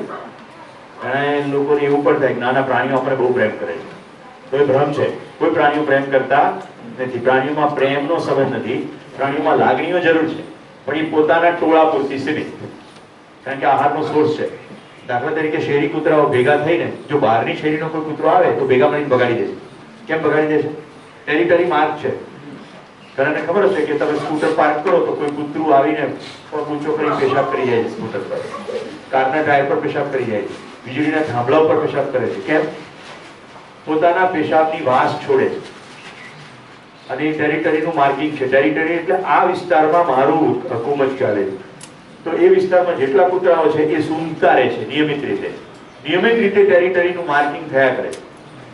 જો બહારથી કોઈ કૂતરું આવ્યું તો આ બધા ભેગા થઈને એને ખદેડી મૂકે છે, કારણ કે સોર્સ ભોજનનો આ ટેરિટરીમાં છે.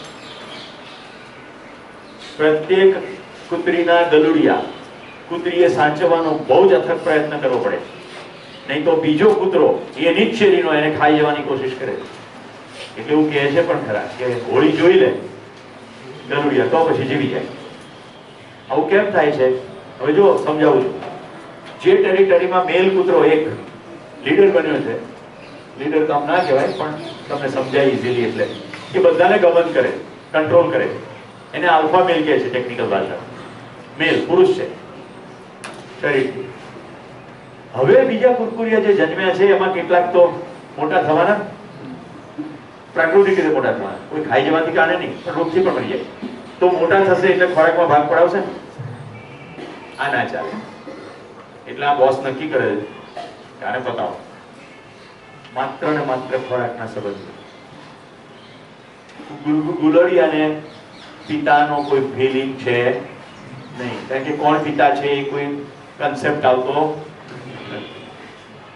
એટલે એવું બને કે જે કૂતરીને જે કૂતરાએ ફળાવી હોય અને બચ્ચા પેદા કર્યા હોય એનો જે ટેકનિકલી બાપ થયો એ જ થઈ જાય, કારણ કે ત્યાં એવા સંબંધો નથી.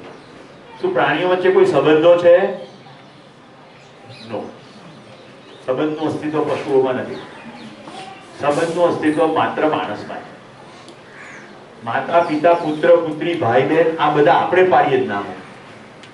પ્રાણીઓમાં બી કોઈ વૃત્તિ જોવા મળતી નથી. પ્રાણીઓની અંદર અસંખ્ય સસ્તન પ્રાણીઓમાં બચ્ચા પોતાની માતા સાથે સેક્સ કરતા જોવા મળે છે.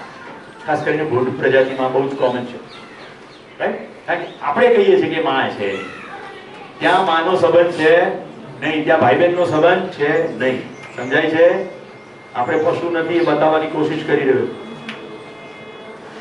બોલો બીજો શું ડિફરન્સ? પાછું હું હવે પાણી નહીં પીવું. નીચે રસોડા મેળ પડી શકતો હતો એકાદ ગ્લાસ દૂધ પીશ. તમે જે કોશિશ કરો કે ગરમ કશું નાખ્યા વગર નો અનિલભાઈ, અને કોઈ વસ્તુની આવશ્યકતા નથી. સાદું ગરમ દૂધ મળે તો ચાલે. હવે આપણે જોઈએ સમસ્યા. સમસ્યાની શરૂઆત થશે ભાષાથી. મને બિલકુલ ખબર છે કે તમને આ બધું નહીં વંચાય, પણ કેટલું ભાષાની અંદર ઊંડાણ હોઈ શકે એના માટે આ ચાર્ટ તમારી સામે ખાલી રાખ્યો છે. તમે અહીંયા જોશો ભાષ આભાસ એવં પ્રકૃતિ કે મૂળ में ભાષા. અહીંયા વંચાય છે ભાષા, પછી ભાવ મૌલિકતા મૂલ્યાંકન દર્શન દર્શક ક્ષમતા પાત્રતા વગેરે. સમજાવું. વાટકો લાવો, વાટકીમાં દાળ કાઢો, ચમચી નાની, પ્યાલો મોટો. આ આપણી ભાષા છે. પહાડ ઊંચો, નદી ઊંડી. છે કે નહીં ભાષા? છે ને? મને કહેજો પહાડ પુલ્લિંગ કેવી રીતે, નદી સ્ત્રીલિંગ કેવી રીતે, વાટકો પુલ્લિંગ કેવી રીતે, ચમચી સ્ત્રીલિંગ કેવી રીતે? જેની અંદર ક્યાં લિંગ જ નથી ત્યાં આપણે પુલ્લિંગ ને સ્ત્રીલિંગ કરીને મોટો ગૂંચવાડો કરી નાખ્યો. કારણ કે આહાર નિદ્રા ભય મૈથુન ચાર પ્રાણી પ્રવૃત્તિ. એટલે હું જો પુરુષ છું તો બીજી સ્ત્રી છે, અને હું સ્ત્રી છું બીજો પુરુષ છે. એટલે કેટેગરીકલી આપણે આપણી આખી ભાષાની અંદર આવું કરી નાખ્યું. ખુરશી નાની, સોફા મોટો, પ્રોજેક્ટર નાનું, નાન્યતર. એને તો સાવ નાન્યતર હિજડા જાતિ મૂકી. જો બધું નવું નવું શોધાય ને એમાં એવું થાય. કોમ્પ્યુટર નાનું, માઉસ મોટું, ડસ્ટર કાળું, ડ્રાઈવ પાતળી, પેન પાતળી, પેન્સિલ અણીદાર, જબ્બો કેસરી, સુરવાળ ધોળી. હવે મને કહેજો આ જબ્બો પુરુષ અને સુરવાળ સ્ત્રી એ બંને વચ્ચે કોઈ મૈથુનના કાર્યક્રમો થાય તો કઈ રીતે પુલ્લિંગ સ્ત્રીલિંગ હોઈ શકે? શું લાગે છે સૃજન? લોચો શું છે ભાષામાં? અત્યારે મેં થોડાક ઉદાહરણો આપ્યા તો ભાષામાં શું લોચો છે મને?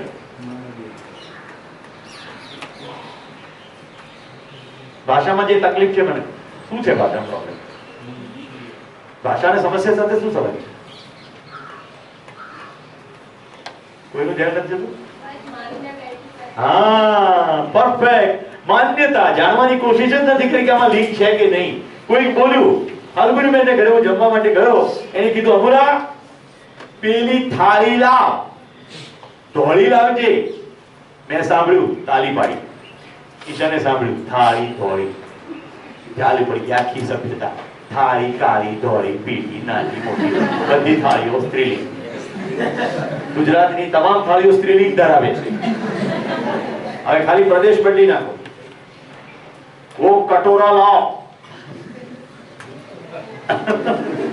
બીજી ભાષામાં જેવા માઇગ્રેટ થશો પ્રદેશમાં એટલે જે અહીંયા સ્ત્રીલિંગ છે ત્યાં પુલ્લિંગ થઈ જશે, અહીંયા પુલ્લિંગ છે ત્યાં સ્ત્રીલિંગ થઈ જશે. કારણ કે કોઈ કે કીધું એટલે પછી બધા ચાલુ પડી ગયા.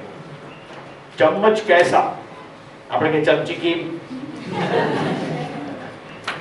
મારા લગ્ન થયા ને તો મારી પત્ની કે આઈસ્ક્રીમ ખાધી.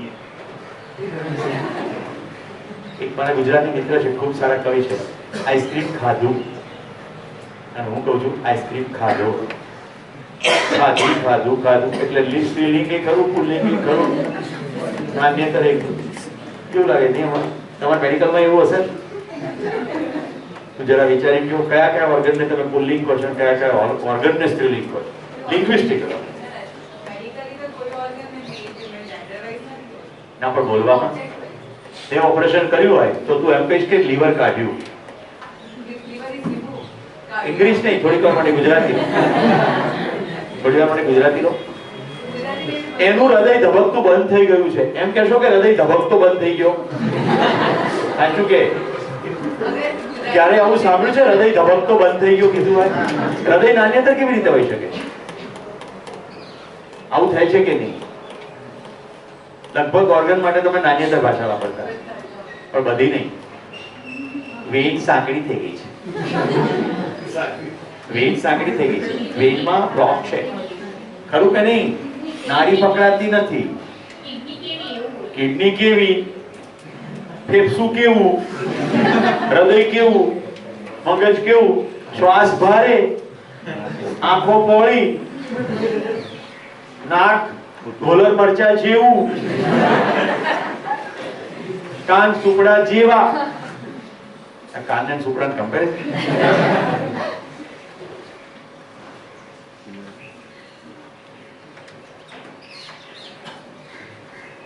આખા શરીરના પ્રત્યેક ઇન્ડિપેન્ડન્ટ અંગ ઉપાંગને પણ આપણે આવી રીતે લિંગ સાથે જોડે. ફેફસું નાન્યતર, હૃદય નાન્યતર, નાક નાન્યતર, રાઈટ? પણ નળીઓ બધી સ્ત્રીલિંગ. સમજાય છે? આપણી ભાષામાં આ સૌથી મોટી ક્ષતિ. તો શું ક્ષતિ છે એની પર ધ્યાન દોરું. અસ્તિત્વમાં જે જેવું છે, જે જેવું છે એવું જાણ્યા વગર જે આપણે માનીએ છીએ એ પ્રમાણે ભાષાનો પ્રયોગ કરીએ છીએ. હવે જે ભાષા છે એ અસ્તિત્વમાં જે છે એની મૌલિકતા જાણ્યા વગર કરીએ. પહાડની એક મૌલિકતા છે, નદીની મૌલિકતા છે. આખા ચાર્ટમાં જે શબ્દો છે, અસ્તિત્વમાં જે કંઈ જેવી રીતે સજેલું છે એની મૌલિકતાનું બરાબર સટીક મૂલ્યાંકન કર્યા પછી જો શબ્દ એસાઇન કરવામાં આવે તો એ ભાષાથી તમે જે છે એને ઇંગિત કરવાનું. જો ભાષા શબ્દ ક્યાંથી આવે છે? જે છે એ જેવું છે તેવું ભાસે, અને હું બીજાને એવું ભાસે એવા ધ્વનિનો પ્રયોગ કરું એને ભાષા કહેવાય. ભાષાથી ભાસ થવો જોઈએ. ભાસ તો સમજાય છે ને? ભાસ શબ્દ ભાષા આવી રીતે આવે. જો જેવું છે તેવું ભાસે. આપણે તો જે જેવું નથી એવું ભાસે છે. પહાડ ઊંચો કેવું ભાસે છે? પુરુષ છે નહીં. નદી ઊંડી કેવું ભાસે છે? સ્ત્રીલિંગ છે નહીં. જો છે નહીં એના બધું બતાડું છું. કેટલું મોટું કન્ફ્યુઝન છે. જે છે નહીં એની આખી ભાષા છે, અને એ ભાષાથી બધી જ સમસ્યાઓ કોમ્યુનિકેટ થાય છે. એટલે મારી દીકરી જ્યારે એમ કહે છે કે મારે આ છોકરાને પરણવું છે, ત્યારે હું શું કહું છું? નો, આ તારે માટે અનુરૂપ નથી. શું ભાષે છે? છોકરો, છોકરી. શું ભાષતું નથી? માણસ ભાષતો નથી. કેટલાનું ધ્યાન જાય છે? પેલા હાથ ઉપર કરવું. તમને બેન આનંદ થશે. જેવા શિબિરાર્થીઓ ને એવા પ્રકારના ઉદાહરણો આ હોય છે બધાની કોલેજમાં. સામે કેમ્પસની અંદરથી કોઈ છોકરી આવતી હોય તો આપણને છોકરી ભાષે છે, માનવ ભાષતો નથી. ગઈકાલે મેં સ્પષ્ટ કર્યું છે, હું જીવન છું, શરીર ચલાવું છું. હું શરીર નથી, હું માનવ છું, શરીર ચલાવું છું. માનવની વ્યાખ્યા કરું છું.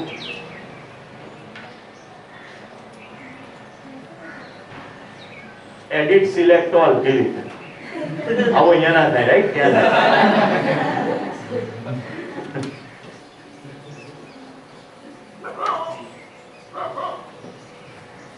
આજ પછી આ શિબિરમાં જ્યારે જ્યારે માનવની વાત થાય ત્યારે ત્યારે આ વાત થઈ રહી છે એનું ધ્યાન રાખવું.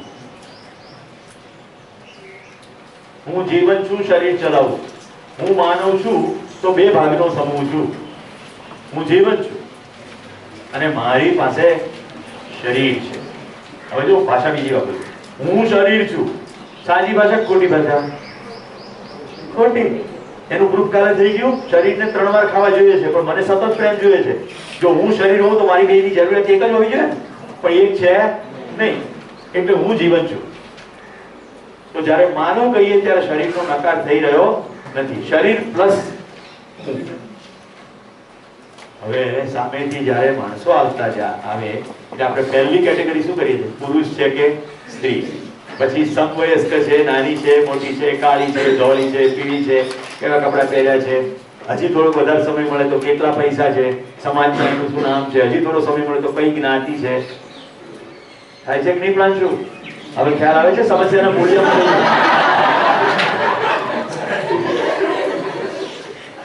કેટલાક તો એવું વિચારે કે પોટેન્શિયલ પાર્ટનર હોઈ શકે. જે લોકો એલિજિબલ બેચલર છે એટલે જેમના હજી લગ્ન નથી થયા એ લોકો કે શું આ મારી પત્ની થવા સંભવ છે?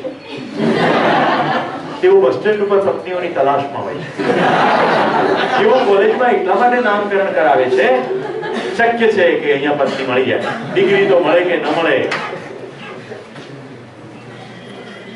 હવે તમને એમ થાય કે આટલી બધી વાત, હા, કોઈ પણ છાપું ખોલો અને મેટ્રિમોનિયલ કોલમ ખોલો, એમાં જેનું વર્ણન છે તે જુઓ.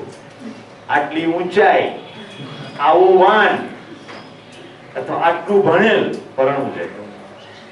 શરીરની સાથે લગ્ન થશે કે માનવ સાથે લગ્ન? બધા છોકરાને ગોરી છોકરી જોઈએ. ઊંચાઈ હોય તો ઊંચી છોકરી જોઈએ. આવું છોકરીઓ માટે પણ છે. અમારા પરિવારમાં જે પણ છોકરીઓ છે કંઈ પણ ક્યારેય પણ કાઉન્સેલિંગ કે કંઈ પણ ગાઈડન્સ માટે કે તો પહેલો સવાલ પૂછું તો કેવો છોકરો જોઈએ છે? કે થોડો દેખાવડો તો જોઈએ. ત્યાંથી શરૂ કરો. હું ક્યાં ના પાડું? દેખાવડો એટલે કેવો?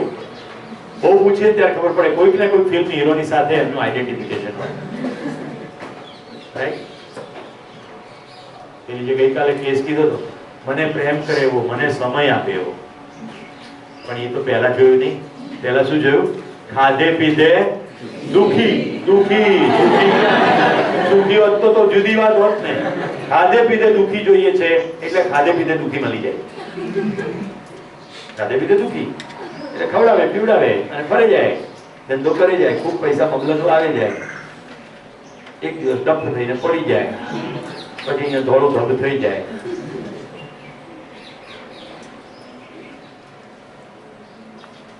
ફરી પાછા ઉદાહરણ પર જઈએ. એક માતા પિતા એના સંતાનને પરણાવવાનો જ્યારે જ્યારે વિચાર કરે છે ત્યારે ત્યારે પોતાના સંતાનને કયું શરીર એની સાથે શોભશે ત્યાંથી શરૂ કરે છે. કારણ કે પોતે જ પોતાની અંદર લોક્યું નથી કર્યું એટલે પોતે હજી પોતાને શરીર જ માને. એટલે ખોટી માન્યતા શરીરની છે તો શરીરની અનુરૂપતા જોવાય છે, સ્વભાવની અનુરૂપતાનો વિચાર કરવામાં આવતો નથી. અને સામે ચાલીને આખી જિંદગીનું દુઃખ દીકરી માટે કે દીકરા માટે અને પોતાના પરિવાર માટે વહોરી લે છે.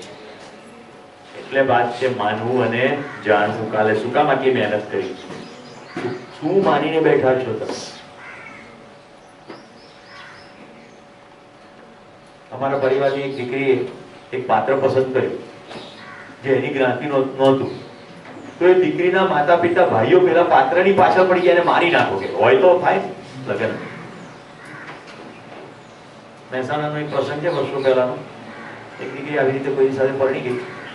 બધા લોકો બહુ સમજાવ્યું બાપને કે ભાઈ હવે થઈ ગયું બોલાવો કરે. પેલી દીકરી સગર્ભા થઈ કે હવે તો બોલાવો. દીકરી પોતાની પહેલી સુવાવડ પિયરમાં કરે એવું આપણે ગુજરાતમાં ટ્રેડિશન છે. તો પેલો બાપાએ એવું કીધું કે હા હું હવે માની ગયો, હું જ એને તેડી આવું. એમ કરીને એને લઈ આવ્યા કરે. સાંજે ચોકમાં બધા લોકો ભેગા કર્યા અને કોષ હોય ને છોકરીને બધાની વચ્ચે પેટમાં કોષ ખુશી મારી. આપણા દેશમાં ઓનર કિલિંગના નામે જ્ઞાતિની બહાર પરણે અથવા કહેવાતા સર્વોત્તરના ખ્યાલો એને મારી નાખવાની પરંપરા, એને ઓનર કિલિંગ કહે. સન્માનનો ખોટો ભાવ. હું લોકોને મોઢું શું બતાવીશ? આબરૂના ખોટા ખ્યાલો, બધી જ માન્યતાઓ. એકચ્યુઅલી બધાને પોતાની એટલી સમસ્યાઓ છે ને, કોઈને તમારી સમસ્યાઓમાં રસ જ નથી. ત્યાં આબરૂની વાત જ ક્યાંથી આવે? બધા પોતાના પૂરતા એજન્ડા છે કે નહીં? ઢગલો છે, રાઈટ? એને શું પડી છે તમારી? પણ તમારા મનમાં એવી માન્યતા છે કે જ્ઞાતિમાં કેવું દેખાશે. તો હવે બધા સાંભળો મારી વાત. પૈસાદાર સાથે પરણીને સુખી થવાય કે સમજદાર સાથે પરણીને સુખી થવાય? દેખાવમાં રૂપાળો હોય એને પરણીને સુખી થવાય કે દેખાવમાં ગમે તેવો હોય પણ સમજદાર હોય એની સાથે સુખી થવાય? ડિગ્રી મોટી હોય એની સાથે સુખી થવાય કે અન્ડરસ્ટેન્ડિંગ મોટું હોય એની સાથે સુખી થવાય?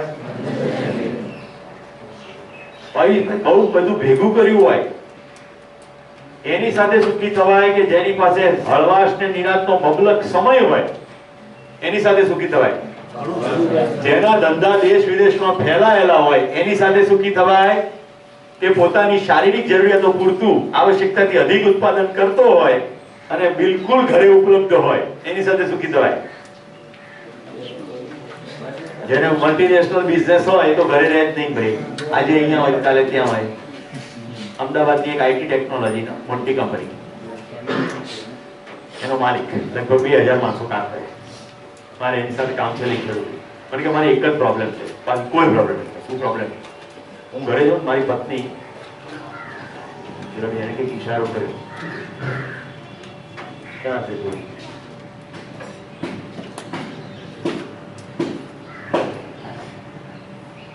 મેં ના પાડી દીધું, ખાંડ તો આવી છે.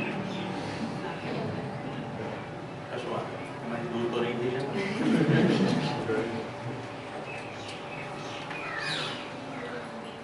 શું કહેતો હતો? એક ઉદાહરણ. હા, 2000 કર્મચારીઓનો બોસ, રાઈટ? એમાં કોઈ પ્રોબ્લેમ નથી. એક જ પ્રોબ્લેમ છે, હું ઘરે જાઉં ત્યારે મારી પત્ની ગરમ ગરમ ભોજન બધાની થાળી ડાઇનિંગ ટેબલ પર મૂકી દે છે અને મેડ જે હોય ઘરમાં સેવા કરવા વાળી બાઈ એને કહે છે બાકીનું પીરસી દેજે અને પછી જતી રહે છે. અને મારા બંને બાળકો જો ડ્રોઈંગ રૂમમાં હોમવર્ક કરતા હોય તો પોતાના સ્ટડી રૂમમાં જતા રહે, રાઈટ? અને હું એકલો જમું છું. તને ગરમ તો જમવા મળે છે, ખુશ થાને? તો કે પણ સાથે બેસનાર કોઈ નહીં. આ એક જ પ્રોબ્લેમ છે. ઓફિસમાં કેવું છે કે ઓફિસમાં તો બિલકુલ બધું બરોબર છે, પરંતુ એ ભ્રમ છે કે તમને કેવી રીતે ખબર? કાલ મેં એક બોક્સ મૂક્યું અને બધાને સજેશન આપી દે કે બધા પોતાનું નામ લખ્યા વગર ટાઈપ કરેલા પેપરથી એની અંદર નાખે કાગળ કે તમે મારા વિશે જે સાચે સાચું કહેવા માંગો છો તે કહો, કોઈ સંકોચ વગર. તો એવા આવ્યા તો રોયો. કેટલાક તો એવું ડેન્જર લખી દીધું કે કૂતરા જેવો સ્વભાવ છે.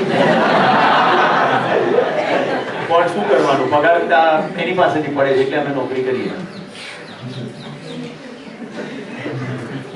ભ્રમ દૂર થઈ ગયો.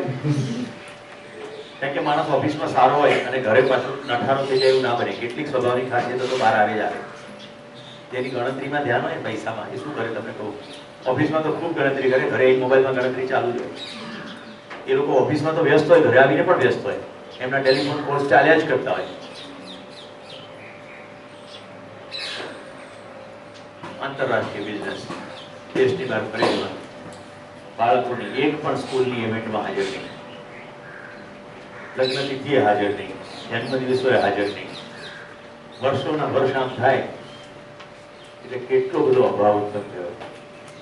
મેં તો હું કહ્યું એમ કહીશ, ઘરે જઈને પહેલા તારી પત્નીની સામે બેસીને માફી માંગી અને હૃદયની સચ્ચાઈથી માફી માંગી. પૈસા કમાવાની લાયમાં અગત્યના દિવસો અને ક્ષણો જે હવે પાછી નથી આવવાની એ મેં વિતાવી છે.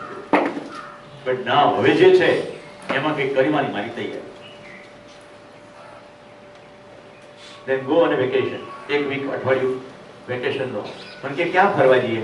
ડોબા ફરવાની વાત કરે છે, વેકેશન લેવાની વાત કરી. હજી બાજુ ભારત જેવું છે? અહીંયા જ ઘરે જ તારી પાસે કટર છે? તો કે ના, અમારે તો આઈટી નો બિઝનેસ છે. હું તો અત્યારે આપણી મીટિંગ પૂરી થાય ને એટલે બજારમાં જઈને કટર લઈ, એક કટર ટેલિફોનના વાયરો કાપી નાખે એટલે લેન્ડલાઈનો બધી બંધ થઈ. અને બહુ કમાય છે, તારા પાસે જેટલા મોબાઈલ અત્યારે ખિસ્સામાં 2 કે 3 મોબાઈલ છે બધા મને આપી દે, અઠવાડિયે બદલાઈ જાય નો મોબાઈલ. પણ કે બધાને શું થાય, તમે જે થવું એ થાય. 2000 માણસો નોકરી કરે છે તારે ત્યાં, કામ તો ચાલશે, ધંધો બંધ નહીં થઈ જાય, પણ પ્રોફિટનું ઓછો થશે, બધું થોડી કદાચ ખોટ પણ જાય તારા અભાવે, તો કેટલું મબલક સામ્રાજ્ય ઊભું કર્યું છે. શું ફેર પડશે લ્યા, આ બધું જવા બેઠું છે, હજી આંખો નથી ખુલતી, લગભગ જવા બેઠું જ કહેવાય. થઈ ગયું બધું રેડી. 1 મહિના પછી પત્ની મને ઓફિસમાં મળવાઈ, 2 ભાઈઓ છે, બંને ભાઈઓ આ બનેવીના રવાડે ચડીને પાગલ થઈ ગયા કમાવાનો, કે તમે મારા ભાઈ થશો. બેન રાજસ્થાનના છે, ત્યારથી મને ભાઈ આવે, I got my husband back. મેં તમને આની સાથે મારું સુખ વહેંચ્યું, મજા પડી કે ના પડી? કોઈકને એનું દાંપત્ય જીવન બચી ગયું, મેં તમને કેસ શેર કર્યો, તમને સુખ થયું? આ સમજણનું સુખ છે. મેં તમને દૂધની 1 ચમચી પણ નથી આપી, તમારી સામે હું પી રહ્યો છું, એકલા ખાઈ અને કદી ગાલ પચોળો ના થાય. ગાલ પચોળા કોઈ ખાસ પ્રકારના વાયરસ કે બેક્ટેરિયાથી થાય. વધુ માહિતી માટે મળો અથવા લખો. લોકલ ભાષામાં લપેટિયા, ડોક્ટર રિદ્ધિ અથવા ડોક્ટર ભાષામાં લપેટિયું. પણ કેશુભાઈ થાય ખરું? એકલા ખાય એને થોડું લાપટ્યું થાય? એને ના થાય. આ તો એ પાછળનો ભાવ એવો છે કહેવાનું કે એકલા ખવાય નહીં. ઓકે, શીતળા માતાજીને કારણે નીકળે કે કોઈ જીવાણુ કે વિષાણુ કારણે નીકળે?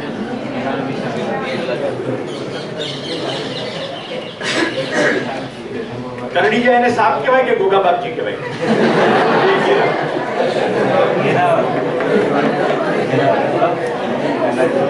ગુલેલ ધરાવવાની મજા આવે કે ખાવાની મજા આવે? ગુલેલ ખાવાની મજા આવે. નાળિયેર ફોડવાની મજા આવે કે નાળિયેર ફોડ્યા પછી સાકર સાથે મિક્સ કરી ખાવાની? મજાની વાત કરી. વાત તો સરવાળે આ વાર્તાની શરૂઆતમાં બી એ જ કીધું કે ખાવાની થાળી મૂકી જતી.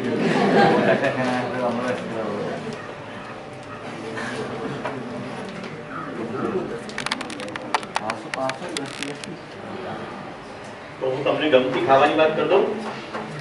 ચાલો બ્રેક. 10 વાગ્યા છે. ચા તૈયાર જ હશે અશ્વિનભાઈ કે પૂછાવી લેવું પડે? હા, તૈયાર. કે બ્રેક પાડીએ તો તૈયાર હશે ને? હા. ઓકે, આપણે મિત્રો ચાનો બ્રેક પાડીએ. હવે આ બ્રેકની અંદર ચાય પે ચર્ચા. હલો, હજી મેં નથી તમને જવાનું કીધું. રાજીએ બહુ સાચું કીધું. વાત તો ખાવાની. આ 30 મિનિટનો વિરામ સાયન્ટિફિક અને સતત એક ખુશીમાં બેઠા છો, રાઈટ? એક સરખા મસલ ખેંચાયેલા છે, થોડું રિલેક્સ થઈ જાય બોડી. તમારે શરીરને ચલાવવાનું છે. શરીર એક સાધન છે, એ તમને ઉપયોગી થાય એ આશયથી આ બ્રેક પાડીએ. નંબર 2, તમારા બ્રેઇનને પણ થોડી શુગરની જરૂર પડે. કદાચ તમારે નાસ્તો કર્યો નહીં કર્યો તો ચાય પીવો, થોડી ખાંડ આવી જાય. કોઈકને હાઇપોગ્લિસેમિક કન્ડિશન હોય તો થઈ જાય. આની પાછળ આશય ખાલી એટલો છે કે પોતાની જાત સાથે થોડો સમય, થોડા સાથીઓ સાથે સમય. પાંચું શું વર્ક કરશું અત્યારે ચાય પે ચર્ચામાં? ચાય ઉપર શું એક્સરસાઇઝ કરશું? ખાવાની વાત કરી.